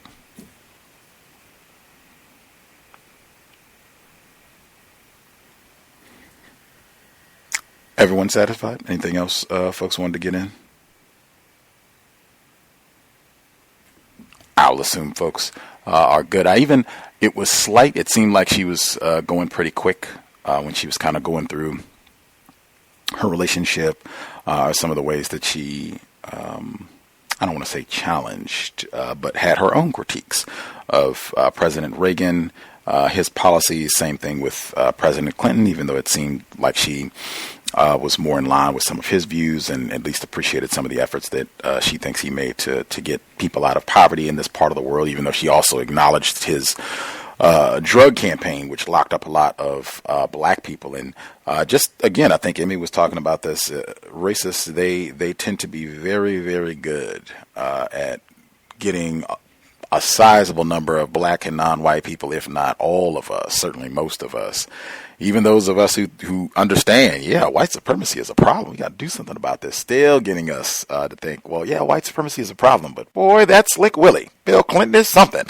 That guy was, I think even Pam talked about that on the program before when she was more confused about racism. She liked Bill Clinton and voted for him, thought he was a great. Many black people, I even know huge numbers of black people who still just adore the Clintons. And it's not specific to the Clintons. It's just, as I stated, whites are very, very good after all the centuries of terrorism, trauma, abuse. Dr. Welsing talked about it as Stockholm Syndrome. Whites have done a phenomenal job at contaminating us to think, hey, this white person is A-OK. That is my man. That's my woman. That's my candidate. I'm going to go out and vote for them, and I want to see them stay in office. The way she had talked about Jimmy Carter, like she didn't talk about Bill Clinton the way that she talked about Jimmy Carter before. Like, I remember that was why that is definitely a section that will stick out in my mind, the effusive praise that she had for former President Carter. I will pause here so we can get to audio segment number 2. This will finish chapter 21. I think she does address some of her thoughts on James Earl Ray, which will be great to hear. I'm really excited to hear her commentary on that. We'll wrap that up, and then folks can get in final comments for the day. We have one more week left, and we'll be done. Moving on to a new book, so folks can be thinking about that as well, what we would like to read next. That said, Coretta Scott King, My Life, My Love, My Legacy. Audio segment number 2. Again, we are picking up in chapter 21. And it's going to be, oops, I messed my page up here. It's going to be the section where she just finished talking about how her daughter started her own, or she had, I guess she gave her, Bernice, when she gave her trial sermon for her ministry and what have you. So it's right after that ends. And then she picks up there talking about Martin III. The sentence, then there's Martin III, commonly known by his family as Marty. That's where we're picking up at. Context of White Supremacy, audio segment number 2. Then there is Martin III, commonly known by his family as Marty. A very sensitive and obedient child, at times he seemed the most melancholy and confused about losing his father, but I am happy that he did not grow up to be angry or hostile. Even in talking about James Earl Ray, the man who was convicted of killing his father, Marty says, I never hated him. I can't hate or hold bitterness against anybody. Maybe it's my religion or maybe my family background, but it's just not in me to hate. As the oldest boy, Marty was the one who bonded most with Martin. He traveled with him, occasionally marched with him, and played basketball and biked with him. In fact, I purchased similar bikes for both of them the Christmas before Martin was taken from us. I remember on the day of the funeral how little Marty, who was 10, sat on the edge of my bed and said, It just makes me so mad that I don't have a daddy. Sometimes I wonder which is worse. Never to know one's father, or to know and love him only to have him tragically snatched away. Even 10 years after his father's death, on occasion, Marty would take visitors down to the basement to share with them his most treasured possessions, tucked away in the bottom of a closet, objects that had belonged to Martin. A pair of denim jeans, a ministerial robe, a straw hat, a busted tan briefcase, and that purple bike, which still looked brand new. Marty longed for the experience of riding off on those bikes with his father. Even into adulthood, Marty has said that he has never understood why anyone would dislike his father enough to kill him. From a moral as well as a human view, I have never understood it either. Marty was named Martin III despite my objections. In the back of my mind, I could foresee the problems a son might encounter trying to match the exploits of a famous and anointed father. I worried that Marty would grow up suffering from depression over the loss of his father or be crushed by the burden of his name. Even as a small child, the name posed a problem. Marty and Yoki were among the first black children to integrate Spring Street Elementary, a public school in Atlanta. The day after enrolling, Marty told me that a little boy had walked up to him and said, "What's your name?" "Martin Luther King III," Marty replied. "Oh, your daddy's the nigger preacher." Marty answered, "The word is Negro." Despite his strength, I understood how the word hurt Marty. He knew it was an insult, and I am sure it was the kind of thing he became sensitized to. When he was about 8 years old, he started playing football and baseball, and one Saturday morning I took him to football practice, and he said, "Mommy, you see those big boys over there?" I said, "Yeah, what about 'em?" He said, "They came up to me and asked me what was my name." and I told him I didn't know. I asked him why he'd done that, although I knew why. Because he believed they would be hostile to him and beat him up if he revealed his name. That just tore my heart out, understanding that Marty had a great name, but that it could also bring him pain. Even before Martin died, the teasing was too much for Marty, so after Martin's assassination, I felt the need to transfer Marty to a private school called Galloway, which was predominantly white and turned out to be a good experience for him. I transferred Dexter and Bernice there as well. At Galloway, Martin became captain of the basketball team and was very popular. The principal said that Marty would often lecture other students about the evils of smoking, drinking, and the use of drugs. At 16, Marty served as a page to Senator Edward Kennedy. This was the same time that Caroline Kennedy served as a summer intern for her uncle, and the job turned into a lasting friendship between him and Caroline and John Kennedy, Jr. In 1975, he graduated from Galloway, and 1 year later, while a student at Morehouse College at the age of 19, Marty served as a consultant to President Carter's election campaign. A few years later, he was a staff aide to Atlanta Mayor Andy Young. In 1979, Martin graduated from Morehouse like his father and grandfather before him. He received his B.A. in political science. Over time, he developed a passion for extending the social justice movement that his father and I had championed. He marched. He led protests. He went to jail. But he also left little doubt that he was intent on following his own passions and being his own man. Much to the surprise of some close to him, who had concluded that it was only natural for him to choose the ministry as a career, like his father and his grandfathers, he went another way. He was the first of our children elected to public office. On June 9, 1986, he announced his candidacy to become a commissioner on the Fulton County Commission in Georgia. In explaining his decision, he said, "I've been blessed to be able to travel all over the world and meet all types of people. The privilege of those kinds of experiences had helped him to see how important it is to give back to the community that helped develop him. He understood that in the 1960s, most of us could not be in the political arena. It would take years to accomplish things that today can be done with the stroke of a pen. He saw the political process as the most direct way to help massive numbers of people, whether with jobs, with health care, or with housing. This is why he opted to run." His association with Senator Ted Kennedy also fueled his desire to launch into politics. And in 1986, both Caroline Kennedy and John Kennedy, Jr. campaigned for Martin III, who was elected a member of the Board of County Commissioners in a landslide, beating a Democrat who had served there for 30 years by an 8-1 margin. He served until 1993.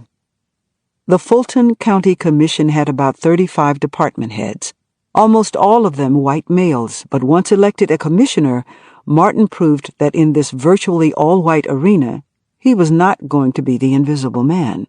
He worked hard to create the Department of Contract Compliance and Equal Employment, to ensure that the Commission had a diverse workforce in terms of leadership, and also to ensure that people of color and women were able to gain government contracts through a system that had previously locked them out.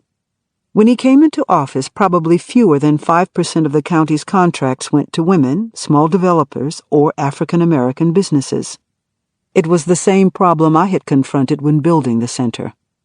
I found that the best way to change low numbers of minority contracts was to tackle the numbers head-on and to demonstrate to both employers and workers that diversity, if given a chance, could be a win-win proposition for everyone. Martin did much the same thing, except from the inside. In 1987, he was named vice chairman of the National Labor Relations Committee of the National Association of County Officials. Another program he launched inside the commission was a call to manhood, which was designed to provide fathering and mentoring to young children who were displaced and at risk for becoming school dropouts or being thrust into the prison pipeline. So many young boys are without fathers to give them attention, so they get attention in other ways from gangs or drug dealers. Martin initiated rite of passage seminars for the youth and found them successful role models and tutors. When he left office as commissioner in 1993, both the contracting programs and a call to manhood stayed in place. A nice legacy. As time went on, I could see that Martin III had several deeply planted, inbred movement values. If you engage in a serious conversation with him, you will see these values shining through. World peace, anti-poverty, nonviolence, these are his concerns, and they are the three branches of the same tree. Like all my children, he has been involved in the King Center over the years, and at the center his passion was organizing youth workshops on nonviolence, which attracted young people, including gang members and other activists, from around the world. Keeping the spotlight on the poor is vital to Martin. He is steadfast in his belief that the plight of the poor, of children who go to bed hungry, of homeless families sleeping in parks and under bridges, of the sick who can't afford to buy their medication, must become central to our nation's political discourse and to our media.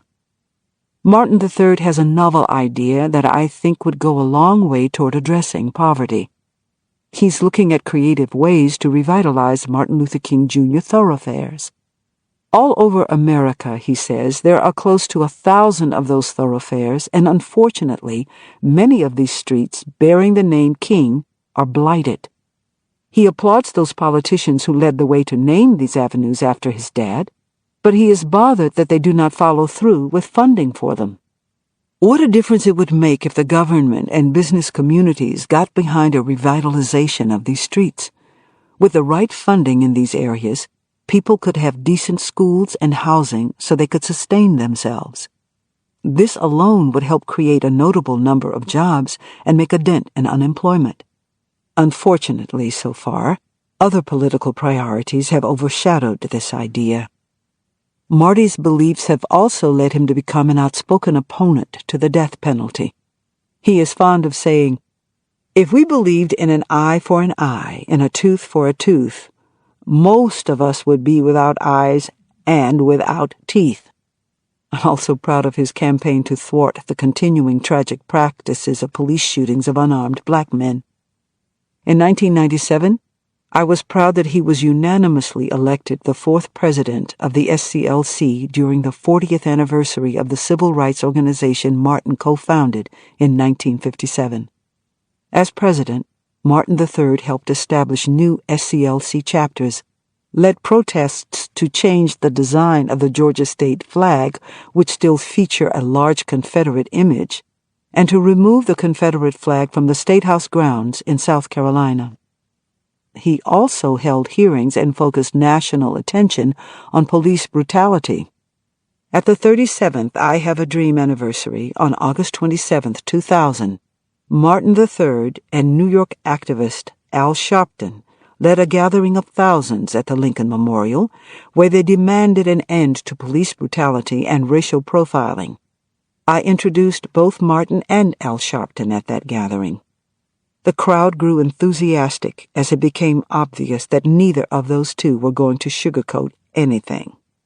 Martin is somewhat quiet and soft-spoken, but his words flame with passion and power.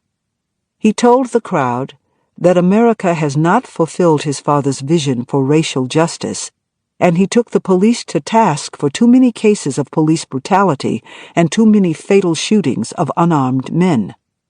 On the minds of many, there was the police shooting of Amadou Diallo. He was an unarmed immigrant, killed in a hail of 41 bullets the year before in New York City. At the rally, organizers focused attention on how unarmed black men were more likely to be shot by police than unarmed white men, how black men were too often randomly searched without cause, and how too often a routine traffic stop could turn fatal for blacks.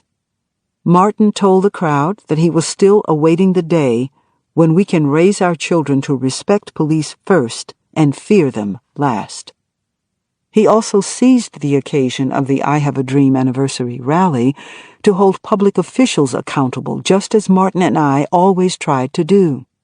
The day before the gathering at the Lincoln Memorial, Martin III and Reverend Al Sharpton met with Attorney General Janet Reno and with top aides to President Clinton to demand that the federal government withhold funds from any police department that practiced racial profiling or showed a pattern of brutality. The tragedy of the 9/11 attacks scuttled that approach because fears of terrorism resulted in demands for more funding for, not more oversight of, police. Holding police accountable is not something Martin has given up on. It is a necessary change that is still a work in progress. In 2003, Martin co-sponsored the 40th anniversary of the historic March on Washington with human rights organizations from across the country. Before the media, he clarified his role. "I know I can't be my father," he told them, "but what I can do is to take the message that was the blueprint that he left for us, and I can share it with others and hopefully take the legacy to the next level. I was raised in a family dedicated to public service. It is only natural that I would feel compelled to continue the work. Why reinvent the wheel when it is clear that there is so much work to be done? If we can come anywhere close to what my father envisioned, I know we'll have a better nation and world. So if I had a dream, it would be to see that the vision that my father gave his life to achieve is manifested. I firmly believe everyone in America deserves a decent job with decent pay." Keeping the dream alive is not a mere slogan or headline for Martin. It has captivated him. He conceptualizes it, and in ways large and small continues to reshape and repackage its tenets of peace, justice, and fairness for the next generation. Sometimes he steps back into politics to achieve the goal. He is clear about his own style of leadership. He describes it this way: "My leadership style is to try to build a coalition and not be confrontational unless I have to be. I try to build support among, first of all, my staff. If the staff doesn't agree, I try to hear out everyone before I make a decision. Although some leaders lead dictatorially, I believe you can lead in a coalescing way. When you disagree, you don't humiliate someone because you disagree. You want to hear their point, and then you want to bring them around. So, I try to use persuasion as a leadership tool and try to see the best in everyone. I want to bring the best out of everyone." I know that he thinks that today, where there are so many terrific and seemingly irresolvable problems, it is a time for new forms of leadership to emerge. For example, he challenges the business community to try putting people before profits by making livable wages and providing health care, all of which should be in the business's self-interest. To Martin III, workers' rights, such as a livable wage and health care, should be the headlights of a business's mission, not the taillights. On the whole, I believe that while carrying Martin's name has been difficult for Marty, he has not crumbled. He has worn it well. He often told me that he knows better than to try to do what his father did. Martin Luther King Jr. was a national leader at 27, on the cover of Time at 28. If Martin had to compare himself to his father, he often says he would have flunked. Actually failed miserably, is how he puts it. Instead, he wants God to help him enhance what his father did. April 4, the anniversary day of his father's assassination, usually saddens Marty. And though he's come to terms with it, he admitted to me, "On that day for many years I would shed tears. Our father is gone, and because of the holiday and the many observances, it's like he's enshrined in time. He will be forever young. That is the one wonderful way of thinking that helped me get through it." He also told me, "The sad thing for me and my siblings as adults is not having had the opportunity to have a conversation with him, and that's what we've probably missed. Those are the things that there's nothing you can do about. But the 10 years that we were together were incredible. We all will have fond memories forever." What a feeling of comfort for me to know that Martin III is making a difference and paving his own way as his own man. Perhaps because he is the older son, he wants to protect people. He even felt that he was my protector. I take comfort in that, too. He has spent long evenings with me, patiently waiting in my bedroom until I finished my phone calls. He sought my advice on politics, love and marriage, business relationships, inner healing, whatever was in his heart. Even when he had his own home, he would come over most every night to check on me or just to stay with me. It often seemed like he had never left home. For that, people whispered about him being a mama's boy. It surprised me to hear that people did not know that my house, the one I raised all my children in, was now in a drug-infested part of the city, an area none of my critics would dare walk in, let alone live in. In fact, my house in Vine City was broken into twice. Once when I was at home, Martin happened not to be in the house.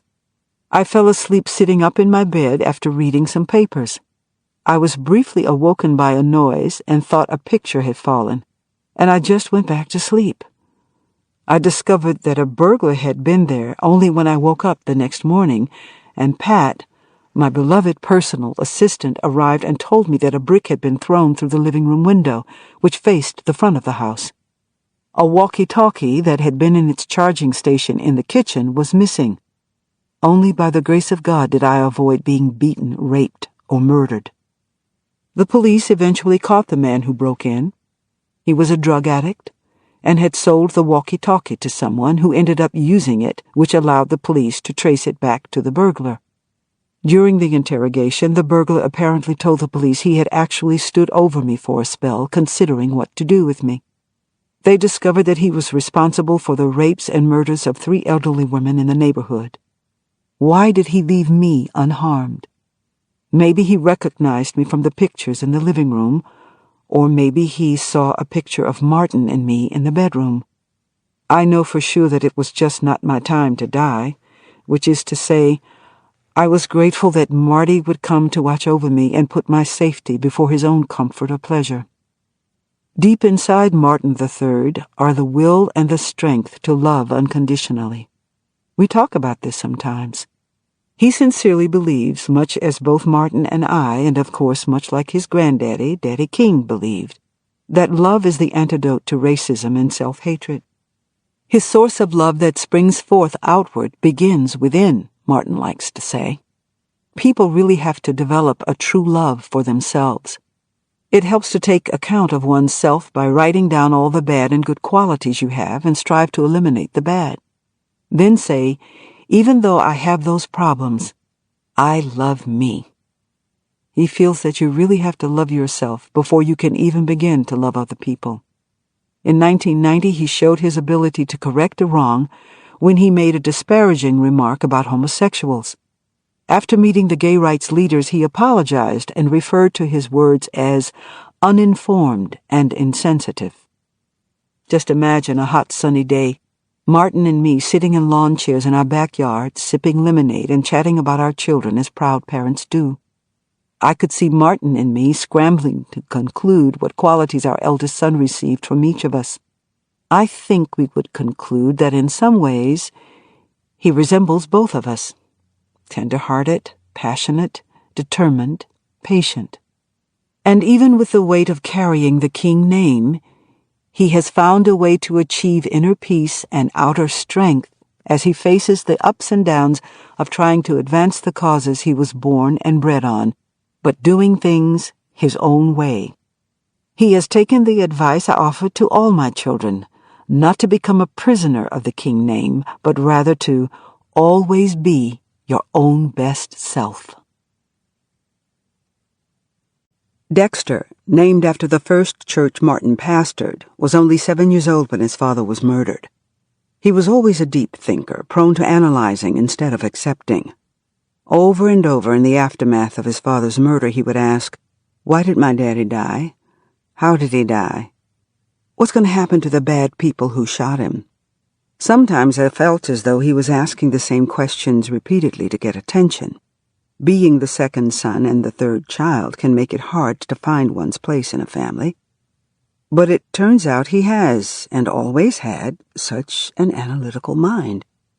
His sense of logic and administration, which he used to head the King's Center, was demonstrated at an early age. At the Galloway School, he did very well in math. In fact, his elementary school math teacher said he had never worked with a child like Dexter, who would give up his lunch just to come in and work on math problems. At around age 12, he started his own photography business. He went to the Southern Rural Action Project, which was designed to help poor rural people, but Dexter attended the program one summer, and they offered him a photography course. He became a very good photographer. He took pictures for weddings and graduations and for different groups such as the Institute on Nonviolence at the King Center. But being so young, he wasn't yet mature enough to understand how success can turn into a nightmare. Daddy King began announcing Dexter's picture-taking business from the pulpit. Very soon, he had far more orders than he could handle and often didn't deliver the pictures quickly enough to satisfy the demand. It taught him a lesson, though, about the peril of moving too far, too fast. Dexter and his cousin, Isaac Ferris, used to work together. They'd sit around and throw around big terms like diversification, but they didn't know what they were doing. They made a little sign that read, K&F Sound Productions, which later became a rather sophisticated music production company. As a student at Morehouse College, Dexter would hire himself out as a disc jockey. He purchased some of the best equipment money could buy for his enterprises. At a certain point, though, he was spending too much time on his business ventures and not enough on his schoolwork. I tried to convince him to close down his extracurricular activities. I thought they might be the reason he wasn't performing well in his studies at Morehouse, a prestigious, historically black private school for men in Atlanta. 4 generations of Kings had graduated from Morehouse. Dexter's maternal great-granddaddy, Reverend A.D. Williams, in the class of 1898. His grandfather, Martin Luther King Sr., class of 1930. Martin, who enrolled at 15 and graduated in 1948. Dexter's uncle, A.D., who graduated in 1959, and Martin III, who graduated with the class of 1979. Dexter, however, eventually dropped out. He had problems concentrating and focusing on his studies. He could read something over and over and still not understand it. He was soon diagnosed as having attention deficit disorder, or ADD, a condition that often makes it impossible to function in a controlled environment, one that does not leave room for wandering around. Doctors then were prescribing Ritalin to control ADD, which I wouldn't allow. I didn't want my son drugged. I had also read that some medications could produce symptoms worse than the diagnosis. In any event, Dexter felt the shame and the burden of being the son of Martin Luther King Jr. and not excelling. He left Morehouse and went back to DJing.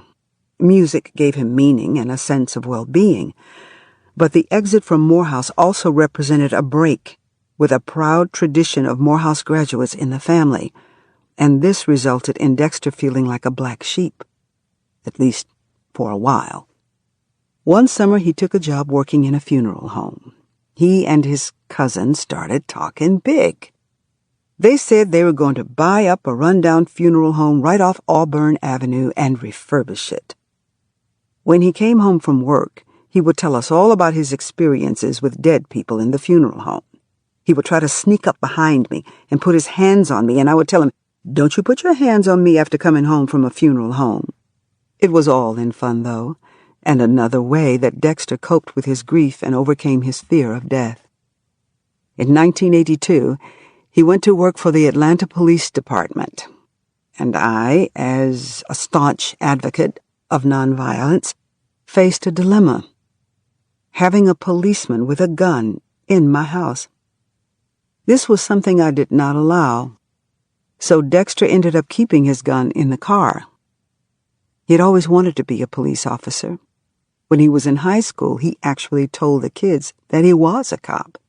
He bought himself a cap that looked like a policeman's cap and some badges, and the kids believed him. In the mid-1980s, he began to pour his passion for musical production and organization into the King Center. He also spent hours wrestling with the thorny issues of how to protect his father's legacy, to ensure that it was not exploited, and to endow resources for future generations.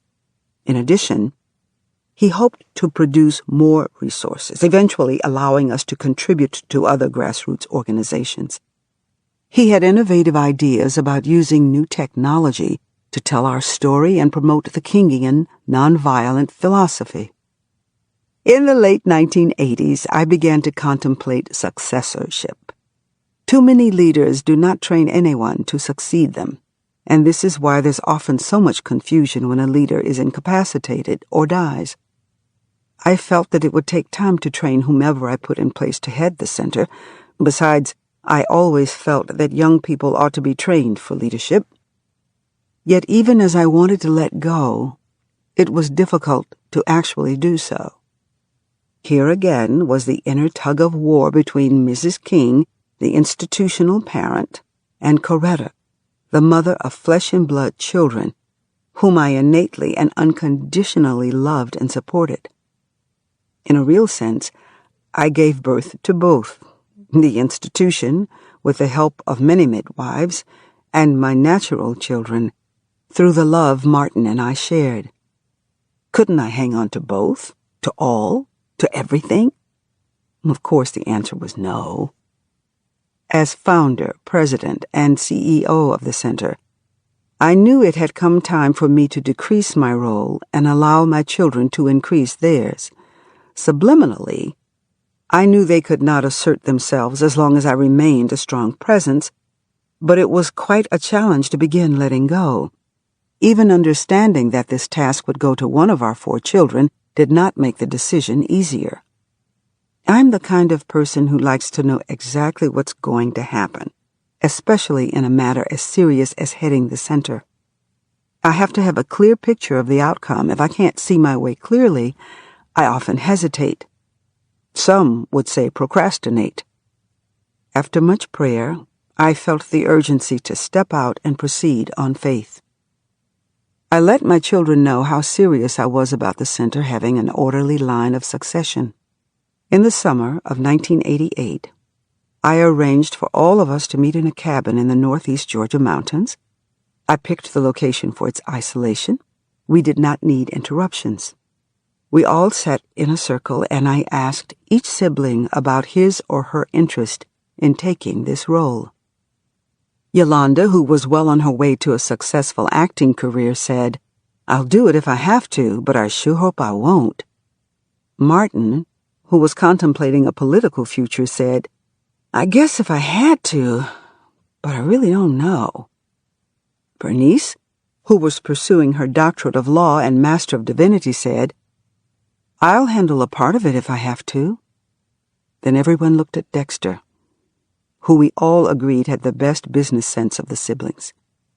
He had a vision and a plan for the center, which at that time employed 60 people and managed a few million in finances. Dexter, at 28 years old, accepted the responsibility. On April 4th, 1989, 21 years to the date after Martin's assassination, the King Board and I held a 5-hour installation service.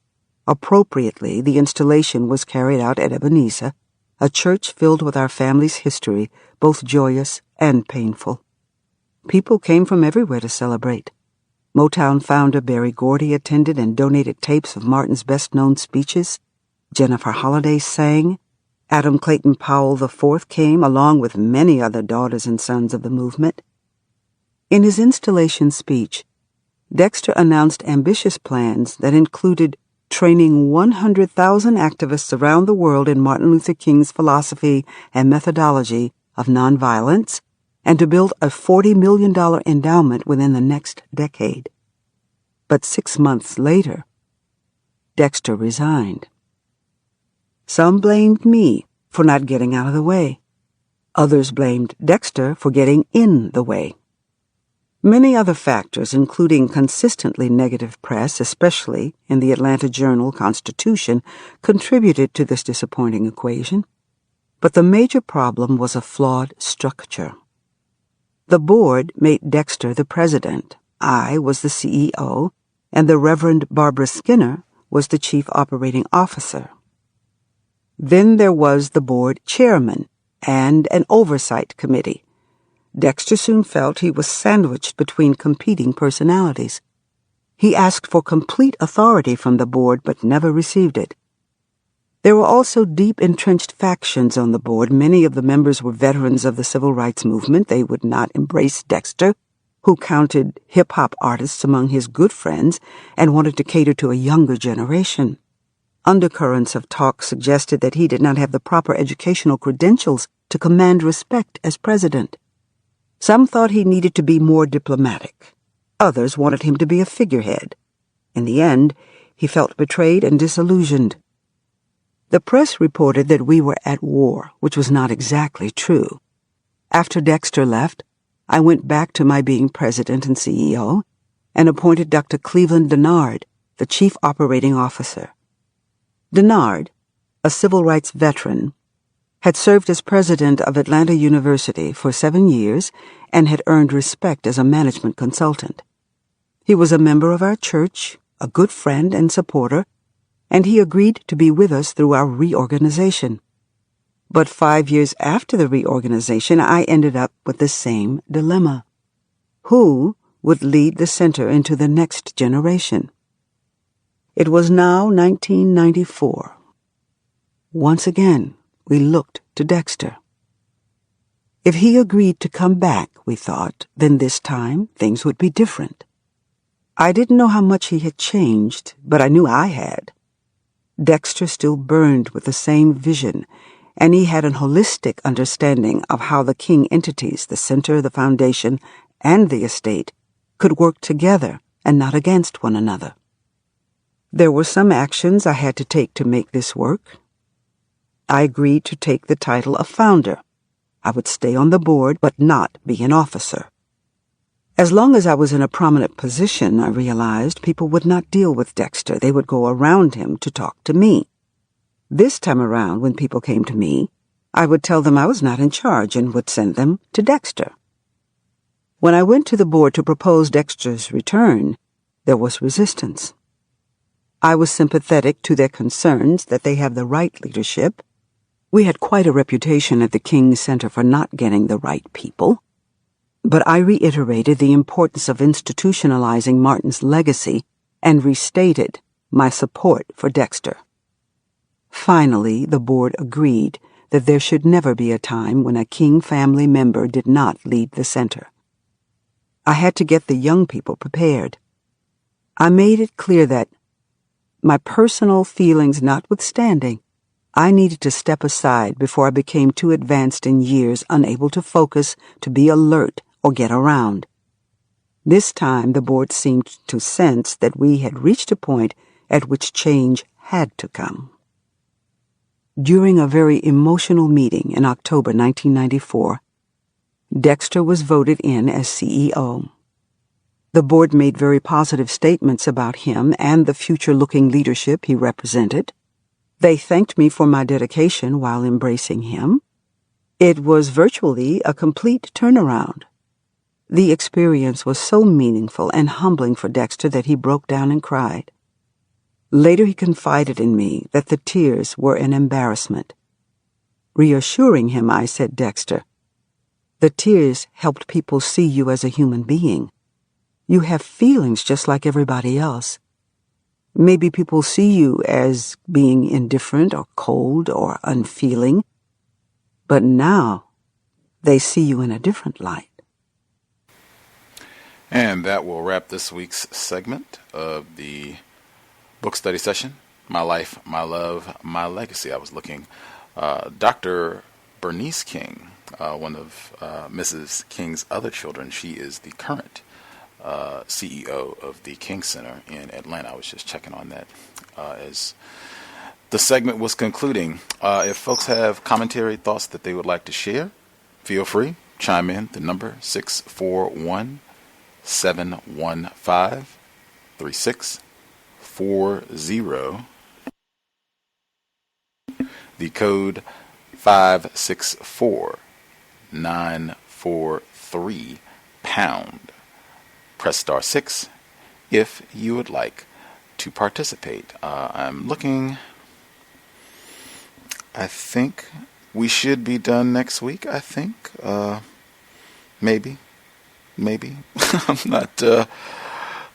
We'll have to see. If we're not done next week, we will be very, very close. But I think we could be all done. I'll know for sure once I get to look at the audiobook again. Anywho, folks who dialed in who have a hand up, if you have commentary you would like to share, line should be open. Feel free.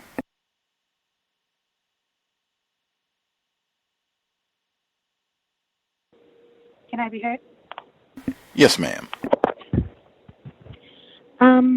I think, well, one thing that I was thinking about in kind of just looking at the entire text, I don't really have as much commentary specifically about the individual children. I think that that they're just a family, and that's kind of what children are going to do. To expect that all the children would have become, other Dr. Kings that's not how it happens. Children do their own thing. But I think the most interesting thing I heard her say in this section was that her home, the area that her home was in, was no longer like a safe place, and that her home had been broken into several times. And the reason I find that interesting is because I feel at some point if logic is what you are following, if you can think clearly, you don't have like a certain, you just don't have things that you have to believe in more than the truth, like what you can see and like putting one and one together. I think it would have been beneficial to hear a little bit more dialogue around that, because why? She didn't even talk about why the area around her home wasn't safe anymore, what had happened, or really speaking honestly about the environment around the King Center, just things like that. And I think spending a little bit more time talking about racism or white supremacy would have been just more constructive for me in the text. And in saying that, and I think this part, this might be more for her children than it is really for all of the readers. But I'm not even so sure, because it seemed like she'd be airing a little bit of dirty laundry, like, something you don't want your mom telling everybody, but okay. I would read it just a little bit more about that, just because I think it would force her to speak a little bit more about the system of white supremacy, to say, well, at one time this area was good, maybe jobs moved out, or the introduction, just to speak honestly about what she was observing if she was in one spot for so long, and to talk about what happened. That's it for now, so I thank you for listening.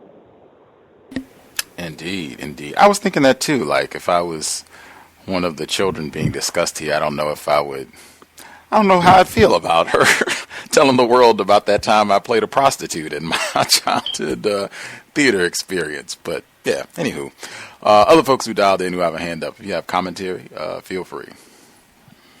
Can I be heard? Yes, sir.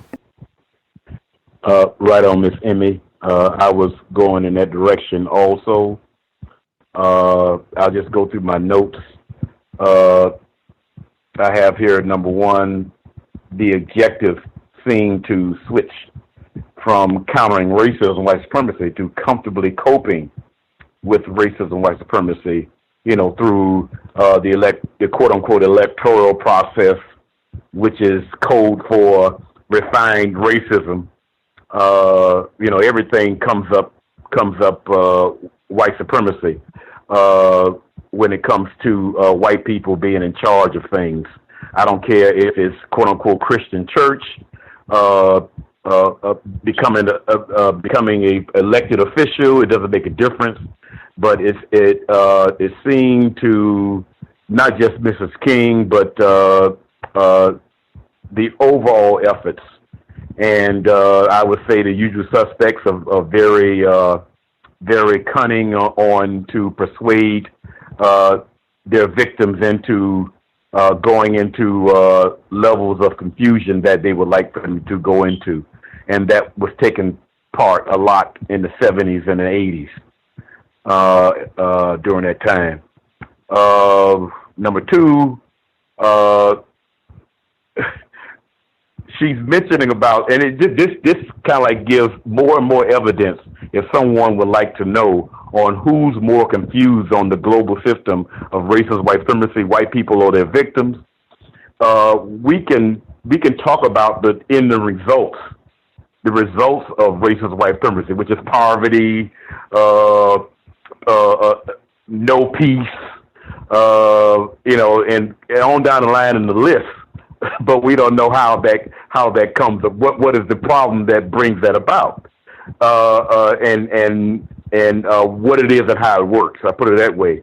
And all of that she was talking about earlier in the second reading, it comes down to the global system of racist white supremacy. You're not going to have anything called peace, and that is in existence. Duh, as far as that concerned. Number three, and just by me saying that I have number three, Dr. King, in my understanding and studies, never considered public office, quote unquote, whatever that means. He was attempting to impose an experiment, and I adopted this from Dr. Welsing. Attempted to impose an experiment. He had a hypothesis. If I mix, quote unquote, love with white supremacy, I would come up with justice, and sometimes with a scientist going about the means of it. He was courageous in doing it. Sometimes with a scientist, the experiment is not successful, and sometimes it even blows up in the person's face, and they get harmed. And we all know that's what happened with Dr. King. Moving on, number four. I have here what motivated non-white people to think that their problems can be solved by joining with the racists in their racist politics. That's just a thought that I had. And I'm not saying it just because Mrs. King was talking about that, because it's a very popular quote unquote understanding that we have nowadays. That maybe if I can study the political process and really join in everything, then I guess the thought of mine that the problem would be solved. And I'm saying it don't even make any logical sense in my understanding of things.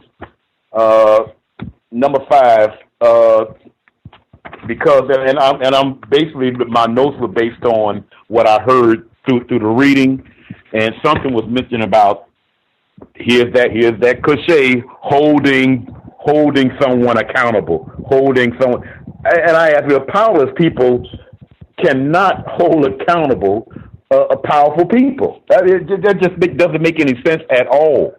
It's not even logical sense at all. Well, let me take an inhale because it sounds like I'm getting frustrated, but actually, it's just I keep hearing that over and over again. And like I said, it's not just hearing it from Mrs. King's reading, but it's a popular cliche. Hold this particular person or hold this group accountable. And we're the most powerless, pitiful people that exist on the planet. Number six, inviting non-white people to participate in their political process. It works dramatically. I have here. It has a dramatic effect on a successful effect against solving the system of racist white supremacy. And last but not least, Gandhi, Dr. King, the whole quote unquote nonviolent. I didn't name it, but that's what they called it, nonviolent quote unquote movement. They were not successful. The problem is still here. I don't see where it even, although there's no such thing as slowing something down. Either it's going or it's stopping. one or the other. There's no in between. There's no process like Mr. Fuller has stated. It wasn't successful, and unfortunately, though, there's a lot of people who are into nostalgia. The whole idea about, I remember the days about the movement and my participation in it. Oh, it was such glorious days and blah, blah, blah, that sort of thing like that. And it has absolutely nothing to do with solving the problem. And I think if we just focus solely on what is going to take, and primarily with our behavior, for one thing, and our ways of being each other's company, not being each other's company, and being constructive, that has more to do with solving the problem as opposed to personalities and nostalgia and all of that kind of stuff. And that's all I have to say. Thank you. Right on. I encourage, I do that myself and encourage it. If you feel like you might be getting a little wound up, get a little breath, then you can get back at it. And just be watching, how you sound, because I know all of us, we can get excited sometimes talking about the system of white supremacy. Other folks who dialed in, who had a hand up, do they have commentary they wanted to share? Anybody that we missed have commentary?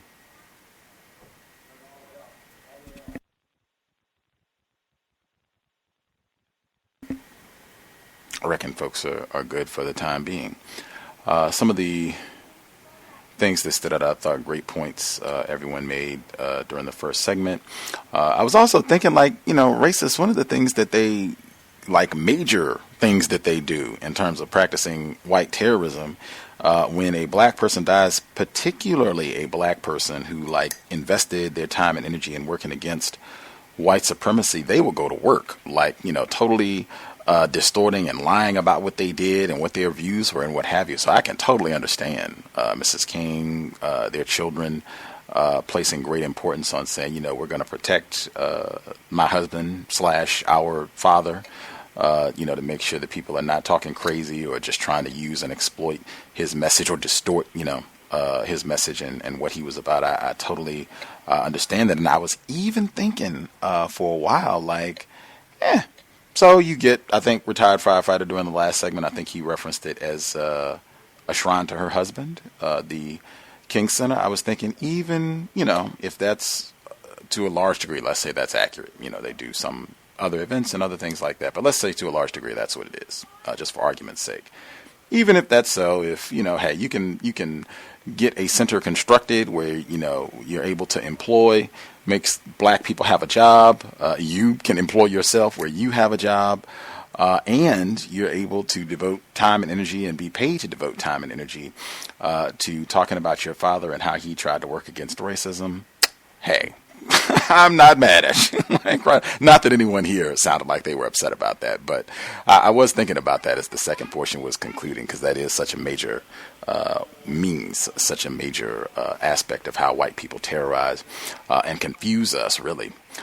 Some of the other notes that stood out during the second portion of the text, I was curious because this book, right, it just was published this year, 2017, but it was told to Reverend Dr. Barbara Reynolds. She said this book was done. Mrs. King passed away in 2006. She said this book was done before she passed. It just got held up. When she passed, it got held up in terms of wrangling in the estate and attorneys and all that stuff. So I guess it took 11 years to get everything straight so that they could go ahead and publish the book.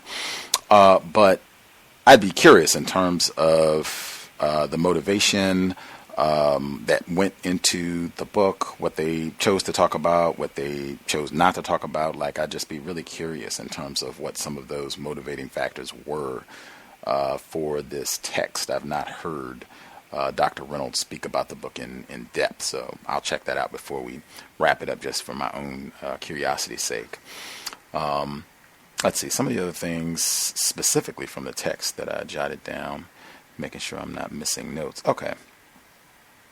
The not hating white people, I think retired firefighter was talking about that after the first audio segment concluded, and then as soon as we started the second audio segment, that came up immediately, where she says that I think this was Martin III. Yeah, this is Marty III saying, even talking about James Earl Ray, the man who was convicted of killing his father, Marty says, I never hated him. It just seems like that's such a critical aspect. And really, religion of white supremacy connected with this nonviolence. I talked about that before, how, they link very nicely, could be one and the same.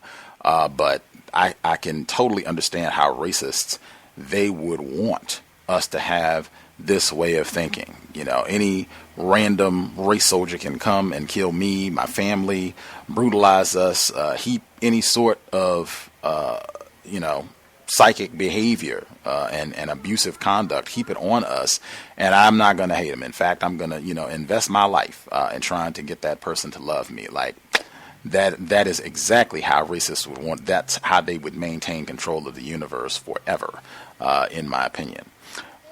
Next, the same theme, some of the exact same things that we talked about in this book. Even when I'm reading books that I don't particularly care for, I still try to improve my reading skills and doing some of the things that you all talked about in terms of paying attention to patterns and themes that have come up over the course of the book.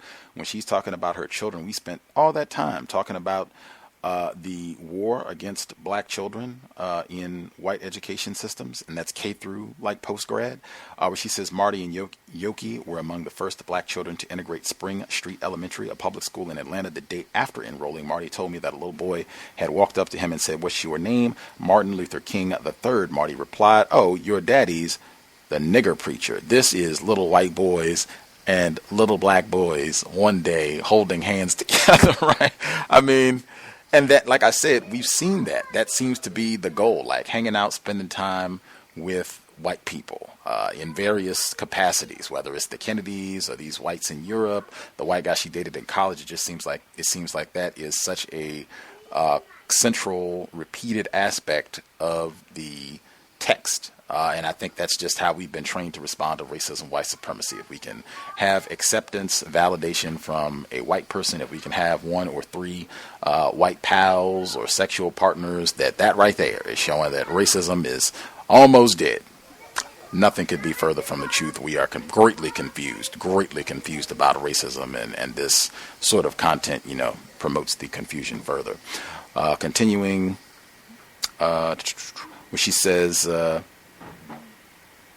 little bit later in the chapter, she says, she's talking about Marty when he, at first, he announced that he was going to run for county commissioner in Georgia. I really appreciated him trying to do some of the same things that she talked about when she was getting the King Center established, and saying that I'm going to make sure that black contractors are getting jobs, black people that do construction work and what have you are not being locked out of these projects, and Marty III, as she calls him, taking that same perspective. I'm going to get this job and see, what I can do to help black people in Georgia get jobs, get contracts, get money. Outstanding. Black self-respect right there. And my view would be racist. They tend to greatly oppose those sorts of efforts. Anytime black people are trying to particularly help other black people, you're not just doing something constructive, you're doing something that's actually going to benefit other black people. Like, oh man, we need to stomp on that with both feet, immediately. Let's see, some of the other things that stood out. Yeah, the second section, I wasn't sure. I think Emmy asked that question about, was this section intended for her children, or was this for everybody? A little bit of both. It definitely had that feel like this might have been something that she was sharing with her children, type of thing. I think even Rob in Wisconsin, he was talking about some of the intimate depictions that we got of their family life. And I guess kind of Firefighter was saying that, I don't know how I would feel about having all this disclosed to a lot of white readers in particular. But be that as it may, I also noted the portion where she talked about how many of the thoroughfares, streets that are named after Dr. King are just dilapidated. They have, rundown properties and blight, and they are not, spots where, oh my gosh, everything looks great and refurbished and sparkling new businesses owned by black people. That has not been my experience in this part of the world, where streets that are named after Dr. King, and even in Atlanta, the streets that bear his name. It's the exact same thing, and that's by racist design, in my opinion. Just showing and particularly when you put that in context, I think the abuse that Dr. King suffered while he was alive, the continued attacks against him in death, and then we'll mar any street or what have you that's got his name. We'll just make sure that the black people that stay there have no resources, are in total abject poverty, and doing everything that victims do when they get frustrated, turning on each other, committing violence against other black people. We'll just make that a cliche so that people can predict and make jokes that that's what's going to be happening on any street named after that nigger king. That's exactly the way racists think, in my view. Continuing. Let's see. When she talked, I didn't know what to say, particularly given this week when she says, as president of the SCLC, Martin III helped establish new SCLC chapters, led protests to change the design of the Georgia state flag, which still featured a large Confederate image, and to remove the Confederate flag from the State House grounds in South Carolina. Apparently, he failed in that campaign because it took, up until recently with everything that happened with Dylan Storm Roof, for them to take the Confederate flag from the State House grounds in South Carolina, but just showing the years and years and years and years of effort and protest and these, again, symbols, very similar. I made that comparison earlier. Some of you all were talking about that as well. Symbols, you get a street named after Dr. King, or you put a building up and you name it after this black person or what have you, or you do the same thing with racists. You put up, 15, 20 statues to these racists, or building or bridge or whatever it's going to be. These statues and what have you are not solving the problem. I talked about that before, and a lot of times we get confused and we'll invest so much energy and have people dying and going to jail and everything else to get this flag taken down, and that's not solving any tangible problems at all. I just wrote about that for Atlanta Black Star. Last few things I'll get in, then I'll double check and see if folks have anything else that they would like to share. And it came through again, where she says later on in the text, she says, Martin III, this deep inside Martin III are the will and the strength to love unconditionally. We talk about this sometimes. He sincerely believes, much as both Martin and I, and of course, much like his granddaddy, Daddy King, believe that love is the antidote to racism and self-hatred.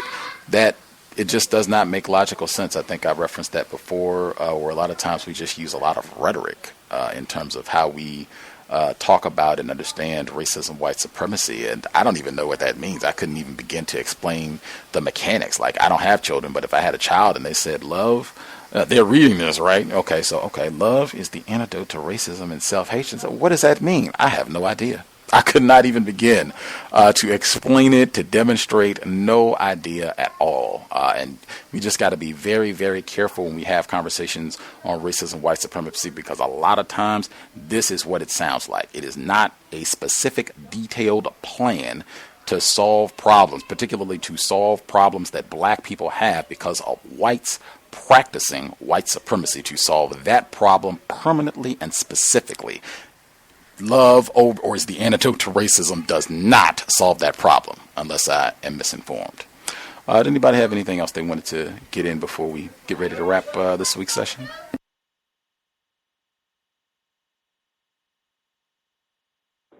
Can I be heard? Yes, Emmy. I also wanted to comment on that the children were going to private schools that were primarily white. And I feel like that's just like a word play. If they're primarily white and they're private, they're more than likely white owned. And I don't know a whole lot about Atlanta, but I know if you have Morehouse and you have Spelman and you know, I feel like it's similar to the DMV area. There has to be affluent black people there, some black money someplace, maybe not where she's living, but like exactly on her street, but someplace somewhere there's like at least a little enclave. And so I find it just a little hard to believe that with the black colleges there, that there isn't like a black private school for each grade or for each, group of grades. And so I was like, why send them to the white schools? And I really my conclusion is that they just really love white people. Like, that's just what it is. I genuinely, at this point, what I'm deriving is that they really love white people more than black people. And the conversation is let us in, please. We're really not that bad. You just got to see. But we really, really, really, really like you all, and we want, to be around you. And that's pretty much, like, we can prove ourselves. Because it's like any opportunity I feel that she's pointed out in the text where you could do things, with black people. Like, I remember even very early on in the text, this is when Dr. King was still alive. I'm forgetting the other black man's name. He wanted to help her. He wanted to, get her a personal secretary or somebody to help her out because she had just had the babies and she was trying to help Dr. King out a lot. She was a little stressed, and he offered to get her a secretary. And Dr. King was like, no, you can't, no. So he didn't do it. And his reasoning for not doing it is he didn't want people to say that they were living high on the horse or something like that, like that they had a whole lot of money. But then every time you look up, they're taking trips to Bahamas and Jamaica. So I'm trying to figure out, that looks like you have more money than if you have someone help you take care of the baby. So I'm not really sure, like, the stuff is not adding up to me. But in the same breath, it was so easy to ask white men to help anytime. Like, he had no problem if she called up this white man anytime and was like, hey, I need some help. And this white man was like, let me see what I could do. And I just feel like there's, like, more respect for white people than black people. I also felt that way when she put her child in the white acting school or whatever it was. You can't pay me to believe that there aren't black creative people all over Atlanta, even then, who had their own little, like, startups and stuff like that, who may not have had the space but had the talent and could have taught her child a whole bunch of acting skills. I even wondered if Miss Rashad had thought about that, because I know, like, she comes from an entire family of creative people who, like, teach creative things. One's an actor, one's a singer, a dancer, like, that kind of stuff. And so my takeaway is really that it would have been great if she, had done that level of introspection and wanted to be that revealing. But if not, I feel like I'm reading it within the text and between the lines anyway, that the respect really is for the white people. And the black people were just, maybe she believes in that talented tent kind of thing. Because even when she talked about how the street, it was like the words that she used, like her street now is run over with thugs, drug users, and rapists. And I was like, wait a minute, what? Like, all of these people are black people. They couldn't be black people who are just, robbing you because they need money. It has to be that they're rapists and all this stuff. But then she followed up saying that the cop said that he raped some elderly woman but didn't rape her and all that. I don't know. I'd even want to check that out because I don't know. Maybe he was high when he said it. I don't know. But that's just kind of like one of the things that I feel in the text. So thank you. Dang. It doesn't count for anything. 4 generations at Morehouse. That's, predominantly historically black institution. No. That dang. And here's why, because they had scholarships. So it benefited those colleges to have them go there so that they could have these legacies and lineages and all that kind of stuff. But if you're paying for the private school, like maybe the kids got scholarships there, but I don't think so. So that means her money, their money that they're, lobbying for and all that kind of stuff went to these white schools. Now, if they paid for Morehouse, so Morehouse was receiving money, then I guess. But as far as I understand, these individuals received scholarships. Morehouse and Spelman didn't make money off of that. And they weren't first choices for all the children either. Dang.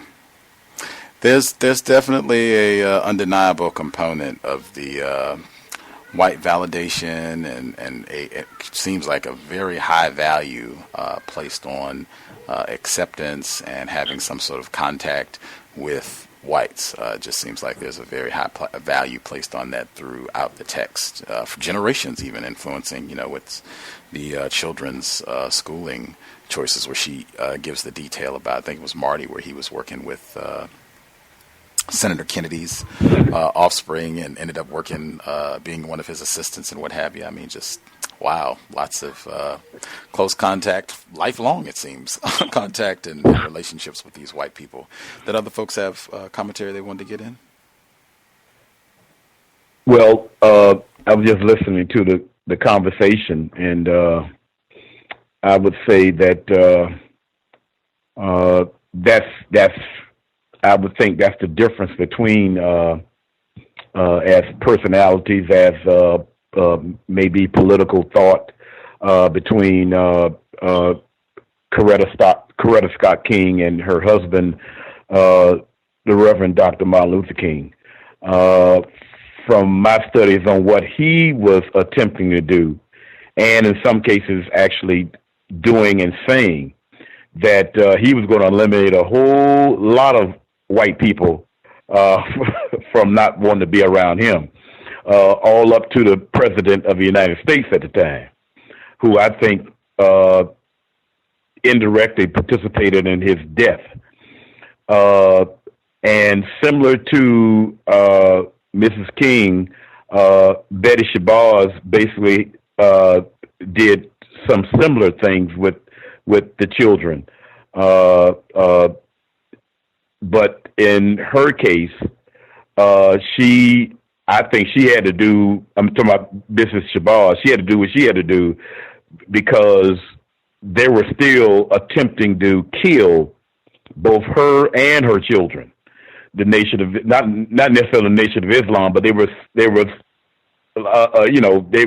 really, I don't think they really was finished just killing Malcolm X.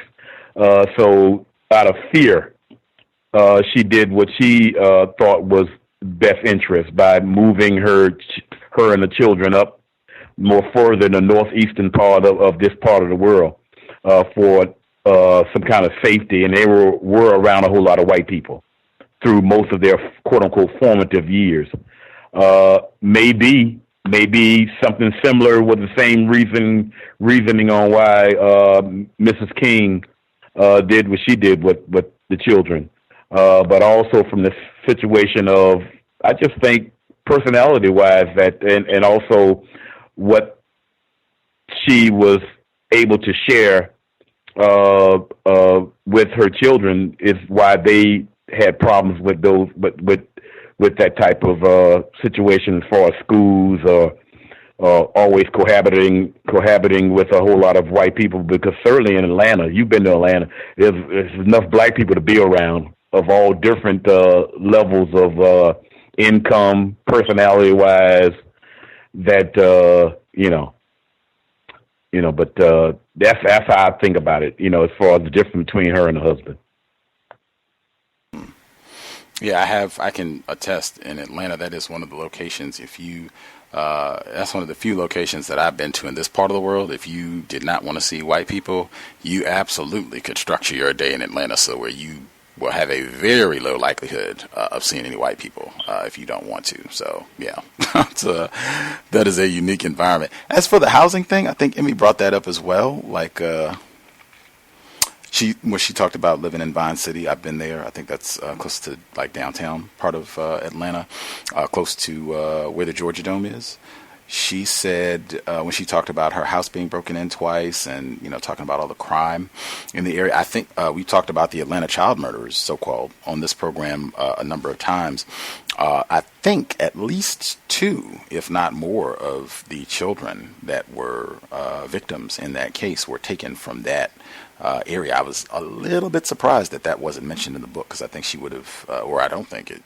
That's fact. She did live in the Atlanta area while that was happening in the late 1970s and early 1980s. But be that as it may, yeah, I think with the whole Vine City thing, I'm not sure if she was staying there. Just as this is the house that I had, I'm just going to stay here. I'm not going to move. There certainly are a lot of what they call affluent black people in Atlanta, black people that do have money, and black people that have more money, kind of having their little enclaves here and there. They absolutely have that in Atlanta, and it would seem like she could have easily got such a spot and been chilling and been in a lower crime area. So I don't know. She might have had some motivation, some other reasoning as to why she wanted to stay in that spot in Vine City. And again, whites most to blame with that sort of thing happening. To again, exactly as I stated, with the violence on streets named after MLK, deprive black people of resources, terrorize them, and will just stuff them in this area and allow them to take their frustrations out on each other, and then we'll add in some poisons and toxins for good measure. Make sure that they have a good time killing each other. Standard operating procedure. Anybody else have commentary they wanted to make sure they get in? Also, she may have wanted to stay close to the center as far as her place of residence. That I would say the way she took a lot of pride into that institution. I'm pretty sure that may have been one of the reasons why she never did think about, or at least didn't put in this book anyway, not as of yet, about moving somewhere else, that sort of thing, because people that's in that type of situation want to be by that particular business. She keeps giving metaphors like, I'm giving birth to this business and the babies or so and so and so, and she was always overseeing everything. So that seemed to me that she was very, very much committed to that center and probably wanted to be close to it as far as residence-wise. Good point. She calls it one of her children repeatedly in the book, that metaphor. And Vine City is it's probably about you could walk from Vine City to the King Center in less than an hour. Okay. It's not a leisurely, but I mean, if we're talking drive, oh yeah, that's a quick drive. That's nothing to get from Vine City to the King Center. As a matter of fact, all of her husband's childhood, where he went to school, it was all in an area, all in an environment. So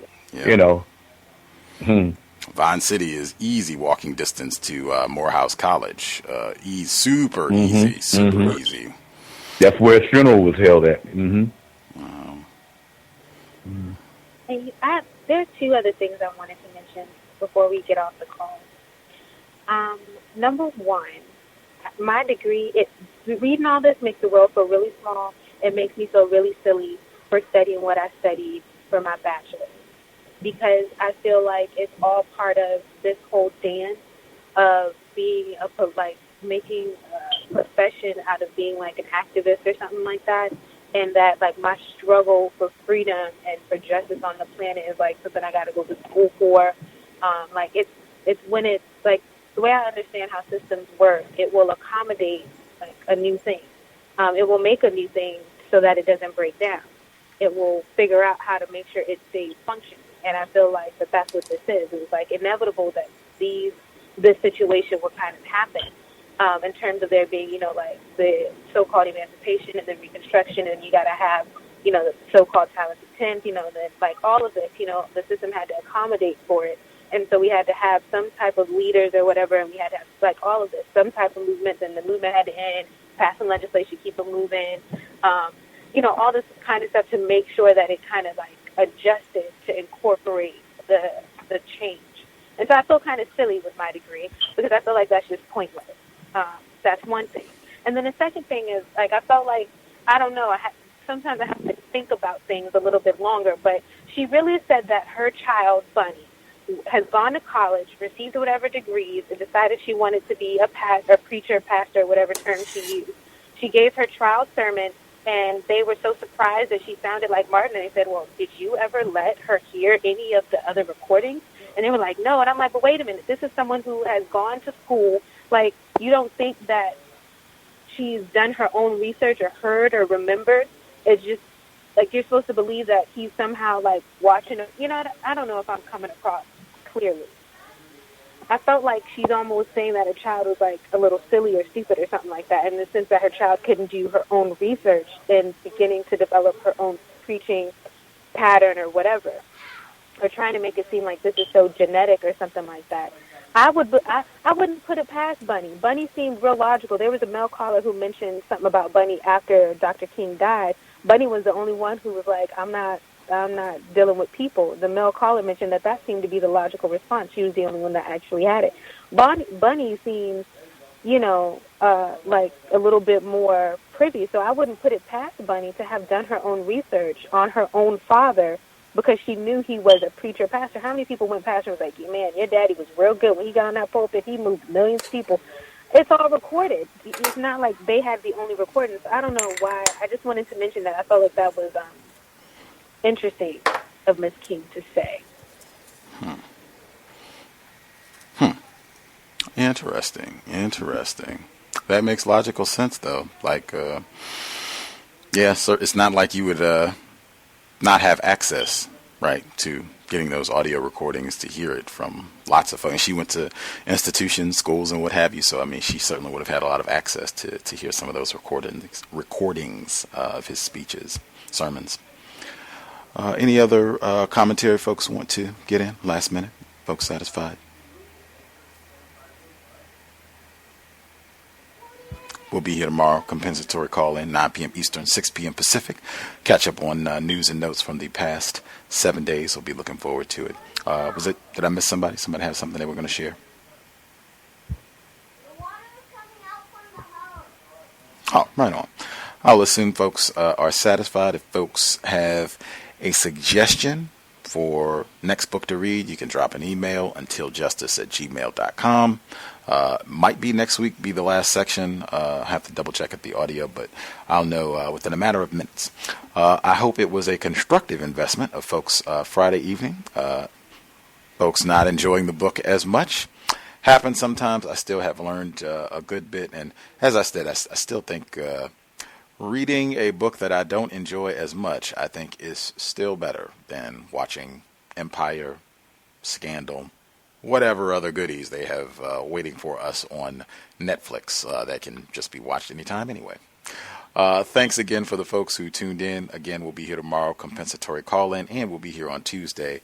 Will Willimon, he is a white professor at Duke University. He just wrote the book, Who Lynched Willie Earl? That talks about a black male, Willie Earl, who was lynched not in ancient history, but it was close to 1950, 1947, was lynched by a group of whites who were upset. They felt he was taking business from their taxi cab service, so they went and lynched him in South Carolina. He just wrote a book, it just came out within the last month, where he talks about the religion of white supremacy and how white Christians aided and abetted in killing Willie Earl. Again, not ancient history, in 1947. That's the same year that Jackie Robinson integrated Major League Baseball, if people want to put things, in context.